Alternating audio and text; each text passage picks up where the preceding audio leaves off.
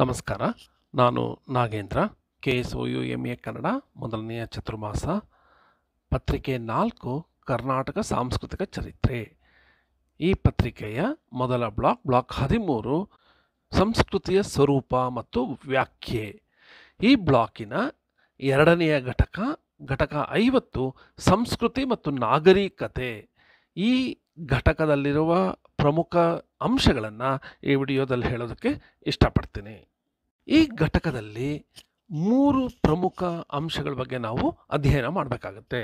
ಯಾವ್ಯಾವುದು ಆ 3 ಪ್ರಮುಖ ಅಂಶಗಳು?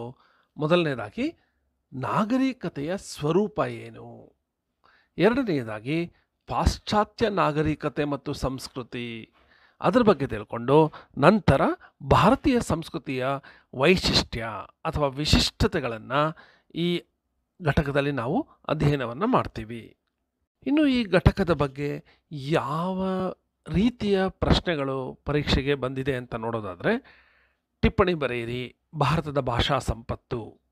ಇದು ಭಾರತೀಯ ಸಂಸ್ಕೃತಿಯ ವೈಶಿಷ್ಟ್ಯ ಎನ್ನುವ ವಿಷಯದ ಬಗ್ಗೆ ನಾವು ಅಧ್ಯಯನ ಮಾಡುವಾಗ ಇಲ್ಲಿ ಭಾರತದ ಭಾಷಾ ಸಂಪತ್ತಿನ ಬಗ್ಗೆ ನಾವು ಅಧ್ಯಯನ ಮಾಡ್ತೀವಿ. ಅದರ ಬಗ್ಗೆ 5 ಅಂಕಗಳ ಪ್ರಶ್ನೆ ಬಂದಿದೆ. ಭಾರತೀಯ ಸಂಸ್ಕೃತಿಯ ವೈಶಿಷ್ಟ್ಯವನ್ನು ಪರಿಚಯಿಸಿ ಅನ್ನೋದು 10 ಅಂಕಗಳ ಪ್ರಶ್ನೆಯಾಗಿ ಬಂದಿದೆ. ನಾಗರಿಕತೆಯ ಸ್ವರೂಪವನ್ನು ವಿವರಿಸಿ ಅನ್ನೋದು 15 ಅಂಕಗಳ ಪ್ರಶ್ನೆಯಾಗಿ ಬಂದಿದೆ. ಮತ್ತು ಟಿಪ್ಪಣಿ ಬರೆಯಿರಿ, ಭಾರತದ ಪ್ರಭುತ್ವ ವ್ಯವಸ್ಥೆ, ಇದು 5 ಅಂಕಗಳ ಪ್ರಶ್ನೆ ಸಹ ಹಿಂದಿನ ಪರೀಕ್ಷೆಗಳಲ್ಲಿ ಬಂದಿದೆ. ಆದ್ದರಿಂದ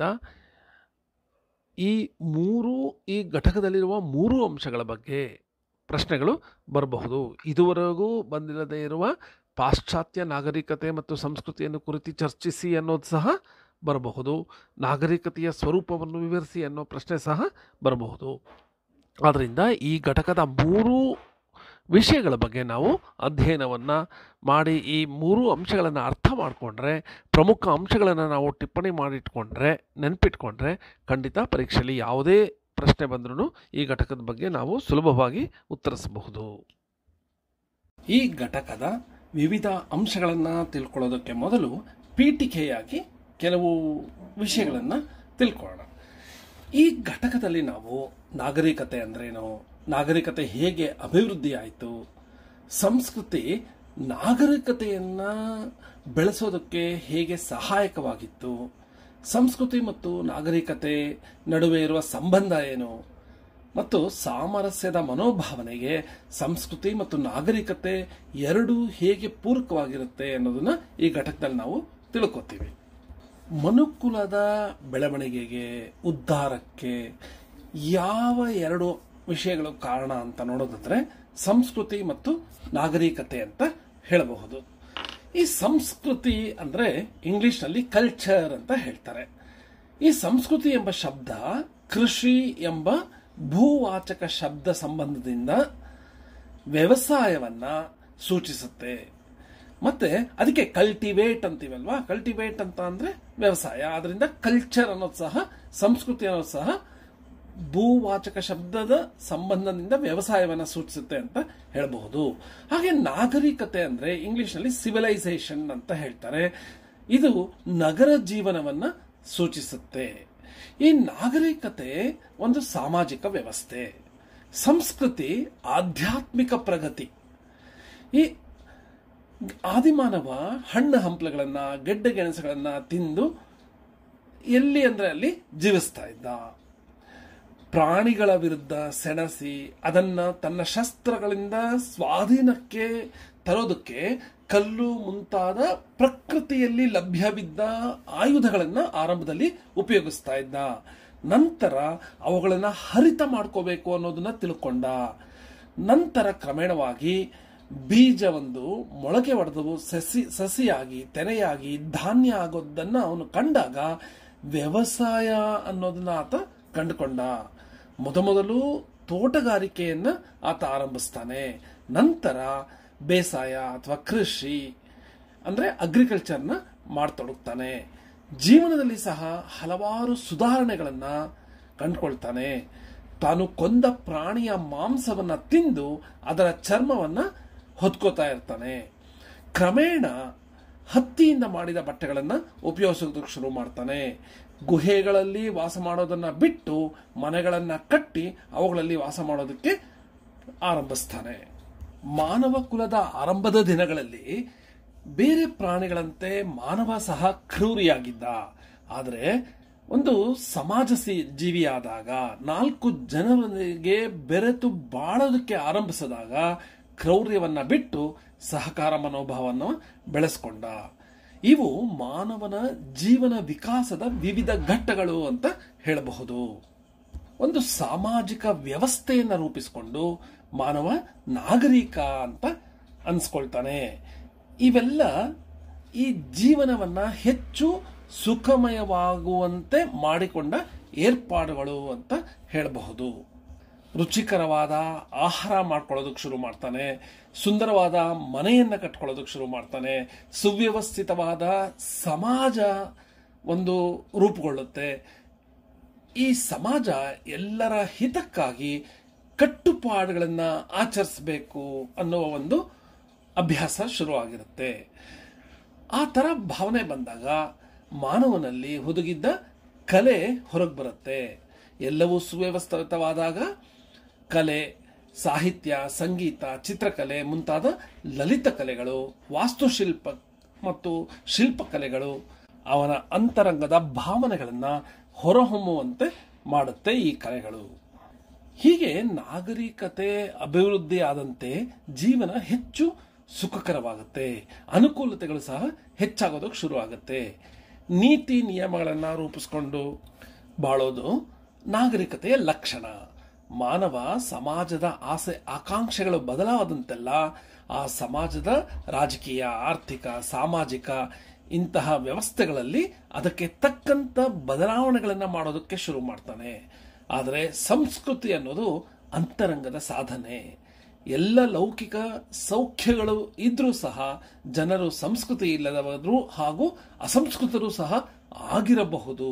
ಆದ್ರಿಂದ ನಾಗರಿಕತೆ ಹೊರಗೆ ಕಾಣಿಸುವ ಅನುಕೂಲಗಳನ್ನ ನೀಡಿದ್ರೆ ಸಂಸ್ಕೃತಿ ಅನ್ನೋದು ಒಳಗಿನಿಂದ ಒಂದು ಬರುವ ಒಂದು ಸಾಧನೆ ಅಂತ ಹೇಳಬಹುದು.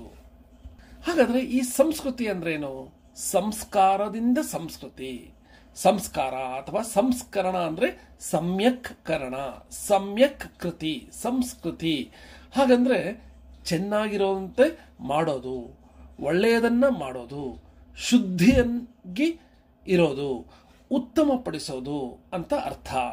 ಈ ಒಳ್ಳೆಯದನ್ನ ಕಂಡುಕೊಳ್ಳುವ ಪ್ರಯತ್ನವೇ, ಆ ಒಂದು ಹಿತವನ್ನ ಹುಡುಕೋದೆ ಸಂಸ್ಕೃತಿ ಅಂತ ಹೇಳಬಹುದು.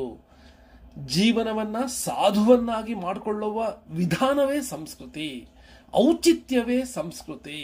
ಆದ್ರಿಂದ ನಾಗರಿಕತೆ ಮತ್ತು ಸಂಸ್ಕೃತಿಗಳ ನಡುವಿನ ವ್ಯತ್ಯಾಸವನ್ನ ನಾವು ಅರ್ಥಕೊಳ್ಬೇಕು. ನಾಗರಿಕತೆ ಒಂದು ಜೀವನಕ್ಕೆ ನಮಗೆ ಸಿಗುವ ಅನುಕೂಲತೆಗಳನ್ನ ನಾಗರಿಕತೆ ಕೊಟ್ರೆ, ಜೀವನವನ್ನ ಅರ್ಥಪೂರ್ಣವಾಗಿ ಔಚಿತ್ಯವಾಗಿ ಮಾಡೋದೇ ಸಂಸ್ಕೃತಿ ಅಂತ ಹೇಳಬಹುದು. ಈಗ ನಾಗರಿಕತೆಯ ಸ್ವರೂಪ ಏನು ಅಂತ ನೋಡೋಣ.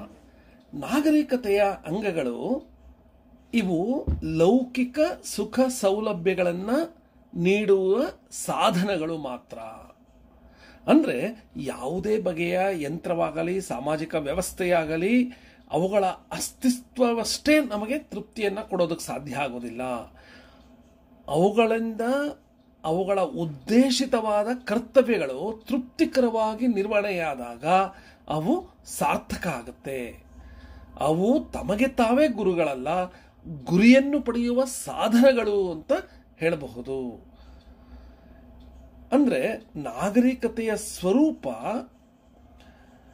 ಹೇಗಿರುತ್ತೆ ಅಂದ್ರೆ, ಯಂತ್ರಗಳ ಮತ್ತು ಇತರ ವೈಜ್ಞಾನಿಕ ಸಂಶೋಧನೆಗಳನ್ನು ಮಾತ್ರವಲ್ಲದೆ ರಾಜಕೀಯ, ಆರ್ಥಿಕ, ಸಾಮಾಜಿಕ ವ್ಯವಸ್ಥೆಗಳ ಬೆಳವಣಿಗೆಗಳನ್ನು ಸಹ ಈ ನಾಗರಿಕತೆಯ ಸ್ವರೂಪ ಒಳಗೊಳ್ಳುತ್ತೆ.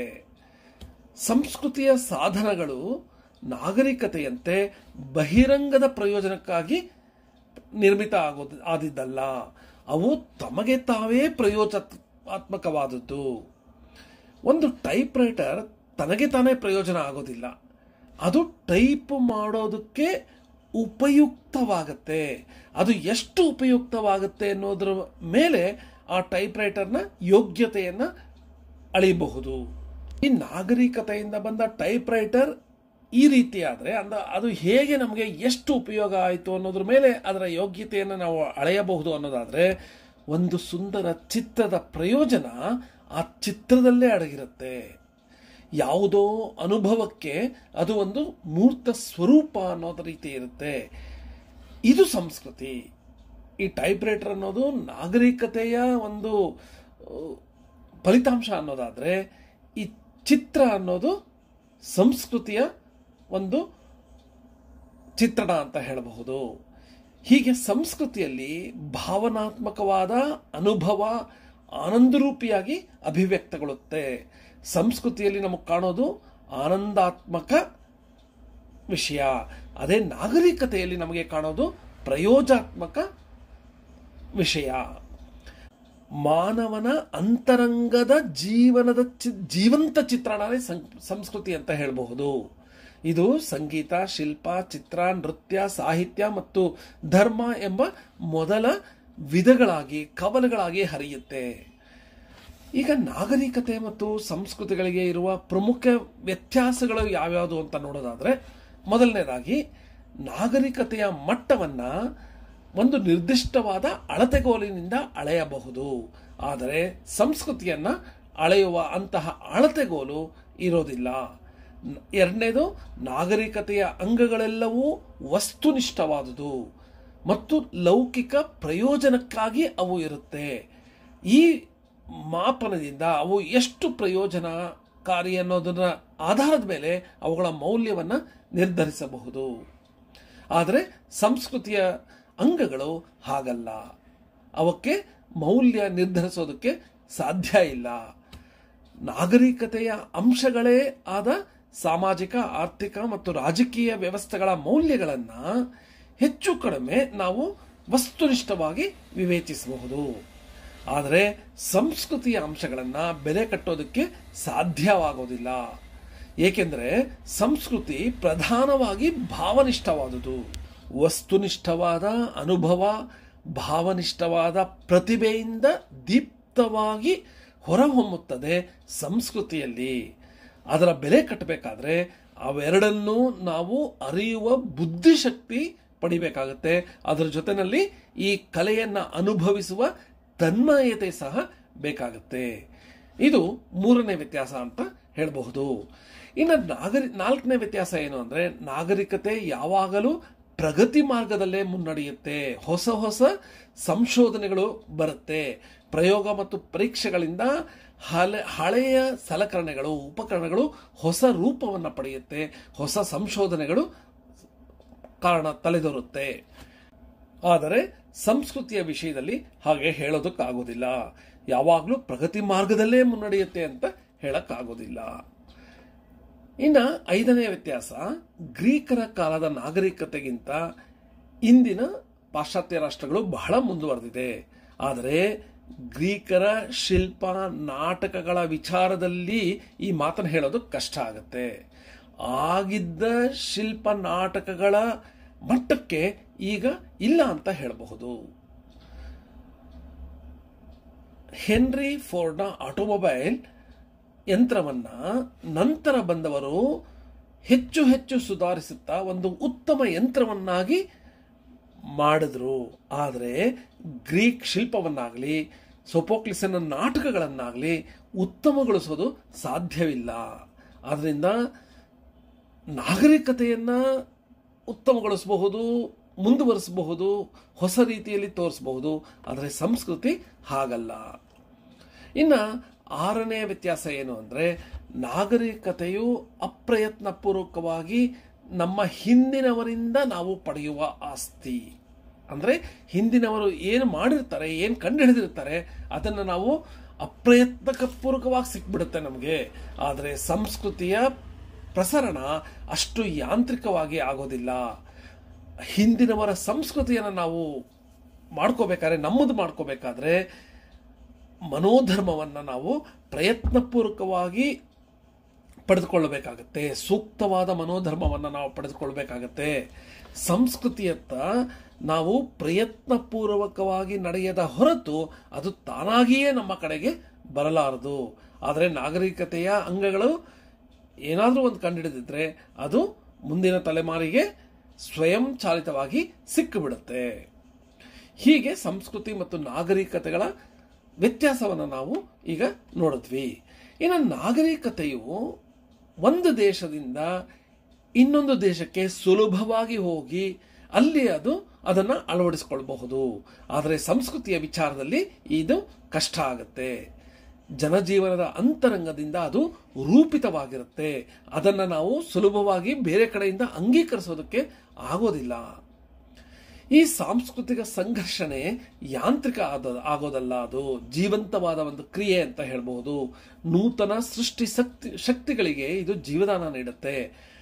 ನಮ್ಮ ಭಾರತ ದೇಶವನ್ನ ತೆಗೆದುಕೊಂಡ್ರೆ ಪ್ರಾಚೀನ ಸಿಂಧು ಸಂಸ್ಕೃತಿಗೂ ಆರ್ಯರ ಸಂಸ್ಕೃತಿಗೂ ಸಂಬಂಧ ಉಂಟಾಗೋದಕ್ಕೆ, ಅನಂತರ ಹಿಂದೂ ಮುಸ್ಲಿಂ ಸಂಸ್ಕೃತಿಗಳ ತಿಕ್ಕಾಟದಿಂದ ಮತ್ತು ನಂತರ ಬಂದ ಆಂಗ್ಲರ ಸಂಸ್ಕೃತಿಯ ಪ್ರಭಾವದಿಂದ ಇಲ್ಲಿ ಸಂಸ್ಕೃತಿಯು ಹೊಸ ಹೊಸ ರೂಪಗಳನ್ನು ತಳೆದಿರೋದನ್ನು ನಾವು ನೋಡಬಹುದು. ಅಷ್ಟು ಸುಲಭವಾಗಿ ಆಗಿಲ್ಲ ಈ ಬದಲಾವಣೆ. ನಾಗರಿಕತೆಗೂ ಮತ್ತು ಸಂಸ್ಕೃತಿಗೂ ಇರುವ ವ್ಯತ್ಯಾಸಗಳು ಯಂತ್ರ ನಾಗರಿಕತೆಯ ಅಂಗಗಳಿಗೆ ಬಹಳ ಸ್ಪಷ್ಟವಾಗಿ ಅನ್ವಯಿಸುತ್ತೆ. ಸಾಮಾಜಿಕ, ಆರ್ಥಿಕ, ರಾಜಕೀಯ ವ್ಯವಸ್ಥೆಗಳನ್ನು ಕುರಿತು ಇಷ್ಟು ನಿರ್ದಿಷ್ಟವಾಗಿ ಹೇಳೋದಕ್ಕೆ ಕಷ್ಟ ಆಗತ್ತೆ. ಯಂತ್ರಗಳಿಗೆ ಹೇಳ್ದಂಗೆ ಈ ವ್ಯವಸ್ಥೆಗಳಿಗೆ ನಾವು ಸಂಸ್ಕೃತಿ ಮತ್ತು ನಾಗರಿಕತೆಯ ವ್ಯತ್ಯಾಸವನ್ನು ಹೇಳೋದಕ್ಕೆ ಕಷ್ಟ ಆಗುತ್ತೆ. ಯಾಕೆ ಅಂದರೆ ಸಾಮಾಜಿಕ ಮತ್ತು ರಾಜಕೀಯ ವ್ಯವಸ್ಥೆಗಳು ಎಷ್ಟೋ ವೇಳೆ ಸಂಸ್ಕೃತಿಯ ತಳಹದಿಯ ಮೇಲೆ ರೂಪಿತ ಆಗಿರುತ್ತೆ.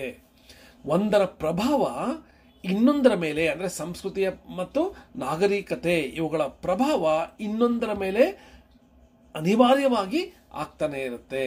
ಬಹಿರಂಗದ ಆವರಣಗಳಿಗೆ ಅನುಗುಣವಾಗಿ ಅಂತರಂಗದ ಭಾವನೆಗಳು ಮಿಡಿಯುತ್ತೆ. ಅಂದರೆ ನಾಗರಿಕತೆಯಿಂದ ಸಂಸ್ಕೃತಿ ಬದಲಾಗುವ ಅವಕಾಶಗಳಿರುತ್ತೆ ಅಂತ ಹೇಳಬಹುದು.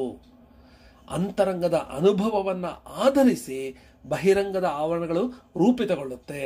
ಅಂದರೆ ಸಂಸ್ಕೃತಿಯ ಮೇಲೆ ಆಧರಿಸಿ ನಾಗರಿಕತೆ ಸಹ ರೂಪಿತವಾಗುತ್ತೆ ಅಂತ ಹೇಳಬಹುದು. ಹೀಗೆ ನಾಗರಿಕತೆಯ ಕಾರಣದಿಂದ ಜೀವನದಲ್ಲಿ ಹೊರಗೆ ಕಾಣಿಸುವ ವಿಷಯಗಳು ಬದಲಾವಣೆ ಆದಂತೆ ಸಂಸ್ಕೃತಿಯ ವಿನ್ಯಾಸ ಸಹ ಬದಲಾವಣೆ ಆಗ್ತಾ ಹೋಗುತ್ತೆ. ಇದು ಸಂಸ್ಕೃತಿ ಮತ್ತು ನಾಗರಿಕತೆಯ ಪ್ರಮುಖ ವ್ಯತ್ಯಾಸಗಳು ಅಂತ ಹೇಳಬಹುದು. ಈಗ ಪಾಶ್ಚಾತ್ಯ ನಾಗರಿಕತೆ ಮತ್ತು ಸಂಸ್ಕೃತಿ ಈ ವಿಷಯದ ಬಗ್ಗೆ ತಿಳ್ಕೊಳ್ಳೋಣ.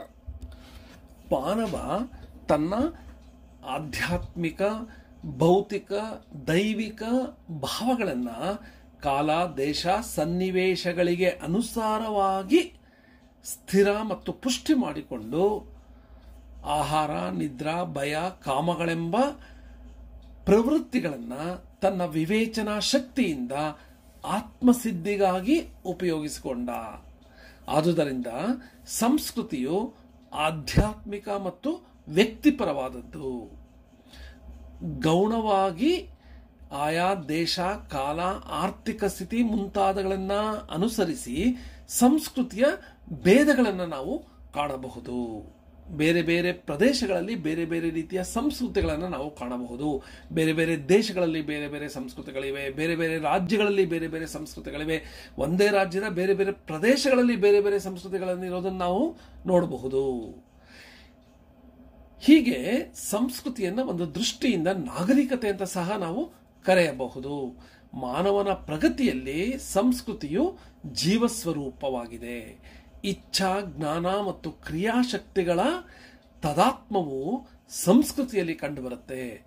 ನಾಗರಿಕತೆಯ ವ್ಯವಸ್ಥೆಯಲ್ಲಿ ಬೆಳವಣಿಗೆಯು ನಿಂತು ಜಡಭಾವ ಕಂಡು ಜನಾಂಗವ ಆಗ ಲಯೋನ್ಮುಖವಾಗುತ್ತೆ. ಧರ್ಮದ ಸ್ವರೂಪ ಮತ್ತು ಪ್ರಮಾಣ ಸಂಕುಚಿತವಾಗುತ್ತೆ. ಸ್ಟೆಂಗ್ಲರ್ ಮುಂತಾದವರು ಸಂಸ್ಕೃತಿ ಹಾಗೂ ನಾಗರಿಕತೆಯಲ್ಲಿ ಇವೆರಡರಲ್ಲೂ ಸ್ಥಿತಿ ಮತ್ತು ಲಯ ರೂಪಗಳನ್ನು ಪಡೆದು ಕೊನೆಗೆ ಇವೆರಡು ಲವಶೇಷವೂ ಇಲ್ಲದಂತೆ ನಾಶವಾಗಿಬಿಡುತ್ತೆ ಅಂತ ಸ್ಟೆಂಗ್ಲರ್ ಹೇಳ್ತಾನೆ. ಪ್ರಾಚೀನ ಮತ್ತು ಅರ್ವಾಚೀನ ಸಂಸ್ಕೃತಿಗಳಾದ Sumer, Assyria, Babylonia, Egypt, Greece, Rome, India, ಚೀನಾ ಮತ್ತು ಈಗಿನ ಯುರೋಪಿನ ಸಂಸ್ಕೃತಿ ಇವೆಲ್ಲವೂ ಒಂದೇ ರೀತಿಯ ಒಂದು ಸಮಾನ ಅಂಶಗಳನ್ನು ಹೊಂದಿದೆ ಅಂತ ಹೇಳಬಹುದು. ನಾಗರಿಕತೆಯು ಸಂಸ್ಕೃತಿಗಿಂತ ಮುಖ್ಯ ಅಲ್ಲ. ನಾಗರಿಕತೆ ಇದೊಂದು ಸಾಮಾಜಿಕ ವ್ಯವಸ್ಥೆ. ಆದರೆ ಸಂಸ್ಕೃತಿ ಆಧ್ಯಾತ್ಮಿಕ ಪ್ರಗತಿ ಅಂತ ಹೇಳಬಹುದು. ಧರ್ಮವನ್ನ ಏರ್ಪಡಿಸೋದು ನಾಗರಿಕತೆಯ ಮುಖ್ಯ ಉದ್ದೇಶ. ಒಂದು ವ್ಯವಸ್ಥೆಯನ್ನ ರೂಪಿಸೋದು ನಾಗರಿಕತೆಯ ಮುಖ್ಯ ಉದ್ದೇಶ ಅಂತ ಹೇಳಬಹುದು. ಆದರೆ ಸ್ವಾತಂತ್ರ್ಯ ಇಲ್ಲದೆ ಸಂಸ್ಕೃತಿ ಮತ್ತು ನಾಗರಿಕತೆ ಬೆಳೆಯೋದಕ್ಕೆ ಸಾಧ್ಯ ಇಲ್ಲ. ಭೌತಿಕ ವಿಷಯಗಳಲ್ಲಿ ಮಾನವನಿಗೆ ಸಂಪೂರ್ಣ ಸ್ವಾತಂತ್ರ್ಯ ಸಾಧ್ಯವಾಗದೇ ಇದ್ರೂ ಆತ್ಮವು ತನ್ನ ಸಂಸ್ಕಾರದಲ್ಲಿ ಸಂಪೂರ್ಣ ಸ್ವಾತಂತ್ರ್ಯವನ್ನ ಪಡೆಯೋದಕ್ಕೆ ಸಾಧ್ಯ ಆಗುತ್ತೆ. ಇದು ಸಂಸ್ಕೃತಿಯ ವೈಶಿಷ್ಟ್ಯ ಅಂತ ಹೇಳಬಹುದು. ಸಮಾಜ ಸುಧಾರಣೆಯಲ್ಲಿ ನಾಗರಿಕತೆಗೆ ಮುಖ್ಯ ಸಹಕಾರಗಳು 4 ಇವೆ. ಯಾವ್ಯಾವುದು ಸಮಾಜ ಸುಧಾರಣೆ ಮಾಡೋದಕ್ಕೆ? ಅದರಲ್ಲೂ ನಾಗರಿಕತೆಯ ಅಭಿವೃದ್ಧಿಗೆ ಆರ್ಥಿಕ ಸ್ಥಿತಿ, ರಾಜಕೀಯ ವ್ಯವಸ್ಥೆ, ಧಾರ್ಮಿಕ ವ್ಯವಹಾರ, ಜ್ಞಾನ ಮತ್ತು ವಿಜ್ಞಾನದ ಅನ್ವೇಷಣ. ಈ 4 ಅಂಶಗಳ ಸಹಕಾರದಿಂದ ನಾಗರಿಕತೆ ಬೆಳೀತಾ ಹೋಗುತ್ತೆ. ಭೂಮಿಯ ನಾನಾ ಭಾಗಗಳ ವಾತಾವರಣ, ಮೇಲ್ಮೈ ಲಕ್ಷಣ, ಸಸ್ಯ, ಪ್ರಾಣಿ, ಖನಿಜ ಸಂಪತ್ತು ಇವೆಲ್ಲ ನಾಗರಿಕತೆಯ ಮೇಲೆ ತಮ್ಮ ಪ್ರಭಾವವನ್ನು ತೋರಿಸುತ್ತೆ. ಪ್ರಪಂಚದ ಪ್ರಾಚೀನ ಸಂಸ್ಕೃತಿಗಳೆಲ್ಲವೂ ಸಮಶೀತೋಷ್ಣ ಪ್ರದೇಶಗಳಲ್ಲಿ ಮೂಡಿಬಂತು ಅಂತ ಹೇಳಬಹುದು. ಗಂಗಾ, ಸಿಂಧು, ಟೈಗ್ರಿಸ್, ನೈಲ್ ಮುಂತಾದ ನದಿಗಳ ಅಕ್ಕಪಕ್ಕಗಳಲ್ಲಿ ಈ ಸಂಸ್ಕೃತಿಗಳು ಹುಟ್ಟಿ ಬೆಳೆದವು. ವ್ಯವಸಾಯ, ವ್ಯಾಪಾರ, ವಾಣಿಜ್ಯ, ಕೈಗಾರಿಕೆಗಳು ಪ್ರಬಲವಾಗಿ ಆಹಾರದ ಸಮಸ್ಯೆಯನ್ನು ಪರಿಹರಿಸಿ ಆರ್ಥಿಕ ಭಯವನ್ನು ನಿರ್ಮೂಲ ಮಾಡುತ್ತೆ. ಅನಂತರ ಸ್ವಾರ್ಥ ಮನೋಭಾವ ಬಂದಿದ್ರಿಂದ ಆಸ್ತಿಯ ಸಂರಕ್ಷಣೆಗಾಗಿ ಕುಟುಂಬ, ಜಾತಿ, ಗ್ರಾಮ ಪದ್ಧತಿ, ನಗರ ಸ್ಥಾಪನೆ, ರಾಜಕೀಯ ವ್ಯವಸ್ಥೆ ಇವೆಲ್ಲ ಬೆಳೀತಾ ಬರುತ್ತೆ. ರಾಜ್ಯ, ಮಹಾರಾಜ್ಯ, ಸಾಮ್ರಾಜ್ಯ, ಬೌದ್ಧ್ಯ, ವೈರಾಜ್ಯ, ಸ್ವರಾಜ್ಯ, ಸ್ವದೇಶದ ಅಭಿಮಾನಗಳು ಉಂಟಾಗಿ ಆಧುನಿಕ ಕಾಲದ ಒಂದು ವಿಶ್ವದೃಷ್ಟಿ ಈಗ ನಾವು ಕಾಣಬಹುದು. ಪಶು ಸ್ವಭಾವ ಮನುಷ್ಯನಲ್ಲಿ ಕಡಿಮೆಯಾಗುತ್ತಾ ಬರೋದಕ್ಕೆ ನ್ಯಾಯ ಧರ್ಮಗಳ ಸ್ವರೂಪವಾದ ಮತ ಕೂಡ ಕಾರಣವಾಯಿತು. ಧರ್ಮ ಎಷ್ಟು ಮುಖ್ಯ ಅಂದರೆ ಆ ಧರ್ಮದ ಭಯದಿಂದ ಮನುಷ್ಯ ಪ್ರಾಣಿಯ ರೀತಿಯಲ್ಲಿ ಬದುಕೋದನ್ನು ಬಿಟ್ಟು ಒಂದು ಸಾಮಾಜಿಕ ವ್ಯವಸ್ಥೆಯಲ್ಲಿ ಬದುಕೋದಕ್ಕೆ ಈ ಧರ್ಮ ಸಹ ಕಾರಣವಾಗುತ್ತೆ. ಎಲ್ಲ ಮತಗಳಲ್ಲಿಯೂ ಆತ್ಮ ಸಂಯಮ, ಸ್ವಾರ್ಥ ತ್ಯಾಗ, ಭೂತದಯ ಮುಂತಾದ ಸಮಾನ ಗುಣಗಳನ್ನು ನಾವು ಕಾಣಬಹುದು. ಕೆಲವು ಮತಗಳು ವ್ಯಕ್ತಿ ಸ್ವಾತಂತ್ರ್ಯಕ್ಕೆ ಸಹಕಾರಿಯಾಗದೆ ಆರ್ಥಿಕ ಪ್ರಪಂಚದಲ್ಲಿ ತಾರತಮ್ಯ, ಸಾಮಾಜಿಕ ಸ್ಥಿತಿಯಲ್ಲಿ ಉಚ್ಚ ನೀಚ ಭಾವ, ರಾಜಕೀಯ ವಿಷಯಗಳಲ್ಲಿ ನಿರಂಕುಶ ಪ್ರಭುತ್ವ ಮುಂತಾದ ಪ್ರಗತಿಗೆ ವಿರೋಧವಾದ ಅವಕಾಶಗಳನ್ನು ಮಾಡಿಕೊಟ್ವು. ಜ್ಞಾನ ಮತ್ತು ವಿಜ್ಞಾನ ನಾಗರಿಕತೆಯ ಮತ್ತೊಂದು ಗುರುತು. ಜ್ಞಾನವು ಸಂಸ್ಕೃತಿಯ ಲಕ್ಷಣ, ವಿಜ್ಞಾನವು ನಾಗರಿಕತೆಯನ್ನು ಸೂಚಿಸುತ್ತೆ. ನಾಗರಿಕತೆ ಜಾತಿ ವಿಶಿಷ್ಟವಲ್ಲ. ಪ್ರಪಂಚದ ಅನೇಕ ಜನಾಂಗಗಳಲ್ಲಿ ವಿಧ ವಿಧವಾದ ನಾಗರಿಕತೆಗಳು ಹುಟ್ಟಿವೆ. ಒಂದು ಜನಾಂಗ ಮತ್ತೊಂದು ಜನಾಂಗದ ನಾಗರಿಕತೆಯನ್ನು ಅನುಕರಿಸಲು ಸಾಧ್ಯ ಇದೆ, ಆದರೆ ಸಂಸ್ಕೃತಿಯನ್ನು ನಾವು ಅನುಕರಿಸೋದಕ್ಕೆ ಆಗೋದಿಲ್ಲ. ಪಾಶ್ಚಾತ್ಯ ದೇಶಗಳಲ್ಲಿ ಬಂದಿರುವ ಅಭಿವೃದ್ಧಿಪರ ಅಂಶಗಳನ್ನು ನಾವು ಸುಲಭವಾಗಿ ಇಲ್ಲಿ ಸ್ವೀಕರಿಸ್ತೀವಿ. ಆದರೆ ಅವರ ನಂಬಿಕೆಗಳನ್ನು ನಾವು ನಂಬೋದು ಮತ್ತು ಅವನ್ನ ನಮ್ಮ ಜೀವನದ ರೀತಿಯನ್ನಾಗಿ ಮಾಡಿಕೊಳ್ಳೋ ಸಂಸ್ಕೃತಿ ನಮಗೆ ಬರೋದು ಕಷ್ಟ. ಹೀಗಾಗಿ ನಾಗರಿಕತೆಯಲ್ಲಿ ಒಂದು ಸಮಷ್ಟಿ ರೂಪವಿದೆ. ಅದು ಎಲ್ಲಿ ಬೇಕಾದರೂ ಸರಿ ಹೊಂದುತ್ತೆ, ಸೇರ್ಕೊಳ್ಳುತ್ತೆ. ಆದರೆ ಸಂಸ್ಕೃತಿಯಲ್ಲಿ ವೈಶಿಷ್ಟ್ಯವಿದೆ ಅಂತ ಹೇಳಬಹುದು. ಚೀನಾ ಸಂಸ್ಕೃತಿಯಲ್ಲಿ ನೀತಿ, ಭಾರತೀಯ ಸಂಸ್ಕೃತಿಯಲ್ಲಿ ಆಧ್ಯಾತ್ಮಿಕತೆ, ಮೆಸೊಪೊಟೇಮಿಯಾ ಸಂಸ್ಕೃತಿಯಲ್ಲಿ ಕೈಗಾರಿಕೆ ಮತ್ತು ವ್ಯಾಪಾರ, ಈಜಿಪ್ಟಿನ ಸಂಸ್ಕೃತಿಯಲ್ಲಿ ಸಾಮ್ರಾಜ್ಯ ತತ್ವ, ಗ್ರೀಕರಲ್ಲಿ ಕಲಾ ಮತ್ತು ಸ್ವಾತಂತ್ರ್ಯಾಕಾಂಕ್ಷೆ, ರೋಮನ್ ಸಂಸ್ಕೃತಿಯಲ್ಲಿ ಕಟ್ಟಳೆ ಕಾನೂನು, ಅರಬ್ ಸಂಸ್ಕೃತಿಯಲ್ಲಿ ಮತಾಭಿಮಾನ, ಮಧ್ಯಯುಗದ ಯುರೋಪಿಯನ್ ಸಂಸ್ಕೃತಿಯಲ್ಲಿ ಸಾಮಾಜಿಕ ಮತ್ತು ನೈತಿಕ ವ್ಯವಸ್ಥೆ, ಆಧುನಿಕ ಯುರೋಪ್ ಸಂಸ್ಕೃತಿಯಲ್ಲಿ ಆರ್ಥಿಕದ ಅಭಿಲಾಷೆ. ಹೀಗೆ ವಿವಿಧ ಸಂಸ್ಕೃತಿಗೆ ವಿವಿಧ ವೈಶಿಷ್ಟ್ಯಗಳಿವೆ ಅನ್ನೋದನ್ನು ನಾವು ಕಾಣಬಹುದು. ನಾಗರಿಕತೆಯ ಅಂಶಗಳಲ್ಲಿ ಒಂದೊಂದು ದೇಶವು ಜನಾಂಗವು ತನ್ನ ಕೊಡುಗೆಯನ್ನು ನೀಡಿದೆ. ಈಜಿಪ್ಟ್ ಮತ್ತು ಏಷ್ಯಾ ಖಂಡಗಳಲ್ಲಿ ನಾಗರಿಕತೆಗಳು ಭೂ ವ್ಯವಸಾಯ, ನೀರಾವರಿ ಕೆಲಸ, ಕೈಗಾರಿಕೆ, ರಸ್ತೆಗಳು, ಸಂಚಾರ ಸಾಧನಗಳನ್ನು ಕೊಟ್ಟಿವೆ. ಗೃಹ ನಿರ್ಮಾಣಕ್ಕೆ ಇಟ್ಟಿಗೆ, ಚಕ್ರ, ಗಾಜು, ರೇಷ್ಮೆ, ಉಣ್ಣೆ, ಹತ್ತಿ, ಮದ್ದು, ನಾಣ್ಯಗಳು, ಉತ್ತರಮುಖಿ ಮುಂತಾದ ಯಂತ್ರಗಳನ್ನು ಕಂಡುಹಿಡಿಯಲಾಯಿತು. ರಾಜಕೀಯ ವ್ಯವಸ್ಥೆಯಲ್ಲಿ ಕುಟುಂಬ, ಕುಲ, ಗೋತ್ರ, ಜಾತಿ, ವರ್ಣಾಶ್ರಮ ವ್ಯವಸ್ಥೆ, ಗ್ರಾಮ ನಿರ್ಮಾಣ, ನಗರಗಳು, ನ್ಯಾಯ ವ್ಯವಸ್ಥೆ, ಅಂಚೆ, ಸೈನಿಕ ಪದ್ಧತಿ, ಜನಗಣನೆ ಮುಂತಾದವು ಈಜಿಪ್ಟ್ ಮತ್ತು ಏಷ್ಯಾ ಖಂಡಗಳಲ್ಲಿ ಹುಟ್ಟಿದವು ಅಂತ ಹೇಳಬಹುದು. ನೈತಿಕ ವಿಷಯದಲ್ಲಿ ಸಹ ಧರ್ಮ ಮತ್ತು ಅಧರ್ಮಗಳ ನಿರ್ಣಯ, ನಡತೆ, ವಿವಾಹ ನಿಯಮ, ಭೂತದಯ, ದಾನ, ಸೋದರ ಭಾವ ಇವು ಏಷ್ಯಾ ಖಂಡದಲ್ಲೇ ಮೊದಲು ಕಂಡು ಬಂತು ಅಂತ ಹೇಳಲಾಗಿದೆ. ಆಧ್ಯಾತ್ಮಿಕ ವಿಷಯಗಳಲ್ಲಿ ಈಶ್ವರನಲ್ಲಿ ನಂಬಿಕೆ, ಭಕ್ತಿ, ಪುನರ್ಜನ್ಮ ಮುಂತಾದವು ಏಷ್ಯಾ ಖಂಡದಲ್ಲೇ ರೂಪುಗೊಂಡವು ಈ ನಂಬಿಕೆಗಳು. ವಿಜ್ಞಾನದಲ್ಲಿ ಸಂಖ್ಯಾಶಾಸ್ತ್ರ, ಜ್ಯಾಮಿತಿ ಅಂದರೆ ಜಾಮಿಟ್ರಿ, ವೈದ್ಯ, ಜ್ಯೋತಿಷ್ಯ ಮುಂತಾದವು ಏಷ್ಯಾ ಖಂಡದಲ್ಲೇ ಹುಟ್ಟಿತ್ತು.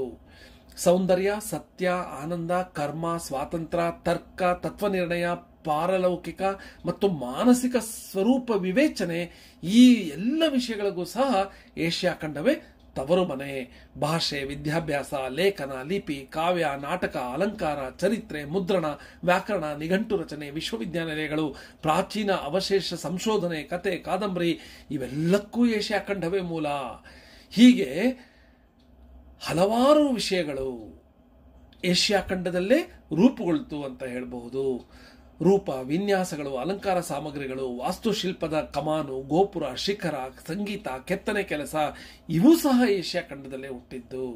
ಈ ಏಷ್ಯಾ ಖಂಡದ ಸಂಸ್ಕೃತಿ ಕ್ರೀಟ್ ಮಾರ್ಗವಾಗಿ ಗ್ರೀಸ್ ದೇಶಕ್ಕೆ ಹೋಗಿ ಅಲ್ಲಿ ಬೆಳೆದು ಅನಂತರ ರೋಮನ್ ಸಾಮ್ರಾಜ್ಯದಲ್ಲಿ ಹರಡಿ ಆಧುನಿಕ ಯುರೋಪ್ ಸಂಸ್ಕೃತಿಗೆ ಕಾರಣವಾಯಿತು ಅಂತ ಸಂಶೋಧಕರು ಹೇಳಿದ್ದಾರೆ. ಅಂದರೆ ನಾಗರಿಕತೆ ಮತ್ತು ಸಂಸ್ಕೃತಿಯ ಎಲ್ಲ ವಿಷಯಗಳು ಏಷ್ಯಾ ಖಂಡದಲ್ಲಿ ರೂಪುಗೊಂಡು ನಂತರ ಅದು ಗ್ರೀಸ್ ದೇಶಕ್ಕೆ ಹೋಗಿ ಅಲ್ಲಿಂದ ರೋಮನ್ ಸಾಮ್ರಾಜ್ಯದಲ್ಲಿ ಹರಡಿ ಆಧುನಿಕ ಯುರೋಪ್ ಸಂಸ್ಕೃತಿಗೆ ಕಾರಣವಾಯಿತು ಅನ್ನೋದನ್ನು ನಾವು ನೆನ್ಪಿಟ್ಕೋಬೇಕು. ಪ್ರಸ್ತುತ ಸಂಸ್ಕೃತಿ ಮತ್ತು ನಾಗರಿಕತೆ ನಾವು ಏನು ನೋಡ್ತೀವಿ, ಯಾವ ಯಾವ ಆಧುನಿಕ ಸಲಕರಣೆಗಳು, ಉಪಕರಣಗಳು ನಮಗೆ ಲಭ್ಯವಿದೆ, ನಮ್ಮ ಸಾಮಾಜಿಕ ನಂಬಿಕೆಗಳು ಹೇಗಿದೆ, ಅವೆಲ್ಲ ಈಗಿನ ಕಾಲದಲ್ಲಿ ನಾವು ಕಾಣಬಹುದು. ಆದರೆ ಮಾನವ ಕುಲ ಆರಂಭ ಆದಾಗಿಂದ ಈ ಸ್ಥಿತಿಗಳು ಹೀಗೆ ಇರಲಿಲ್ಲ. ಬಹಳಷ್ಟು ಮಿಲಿಯನ್ ವರ್ಷಗಳಿಂದಲೂ ವಿವಿಧ ರೀತಿಯಲ್ಲಿ ಈ ಮಾನವ ಕುಲ, ಸಂಸ್ಕೃತಿ, ನಾಗರಿಕತೆ ರೂಪುಗೊಂಡಿದೆ ಅಂತ ಹೇಳಬಹುದು. ಈ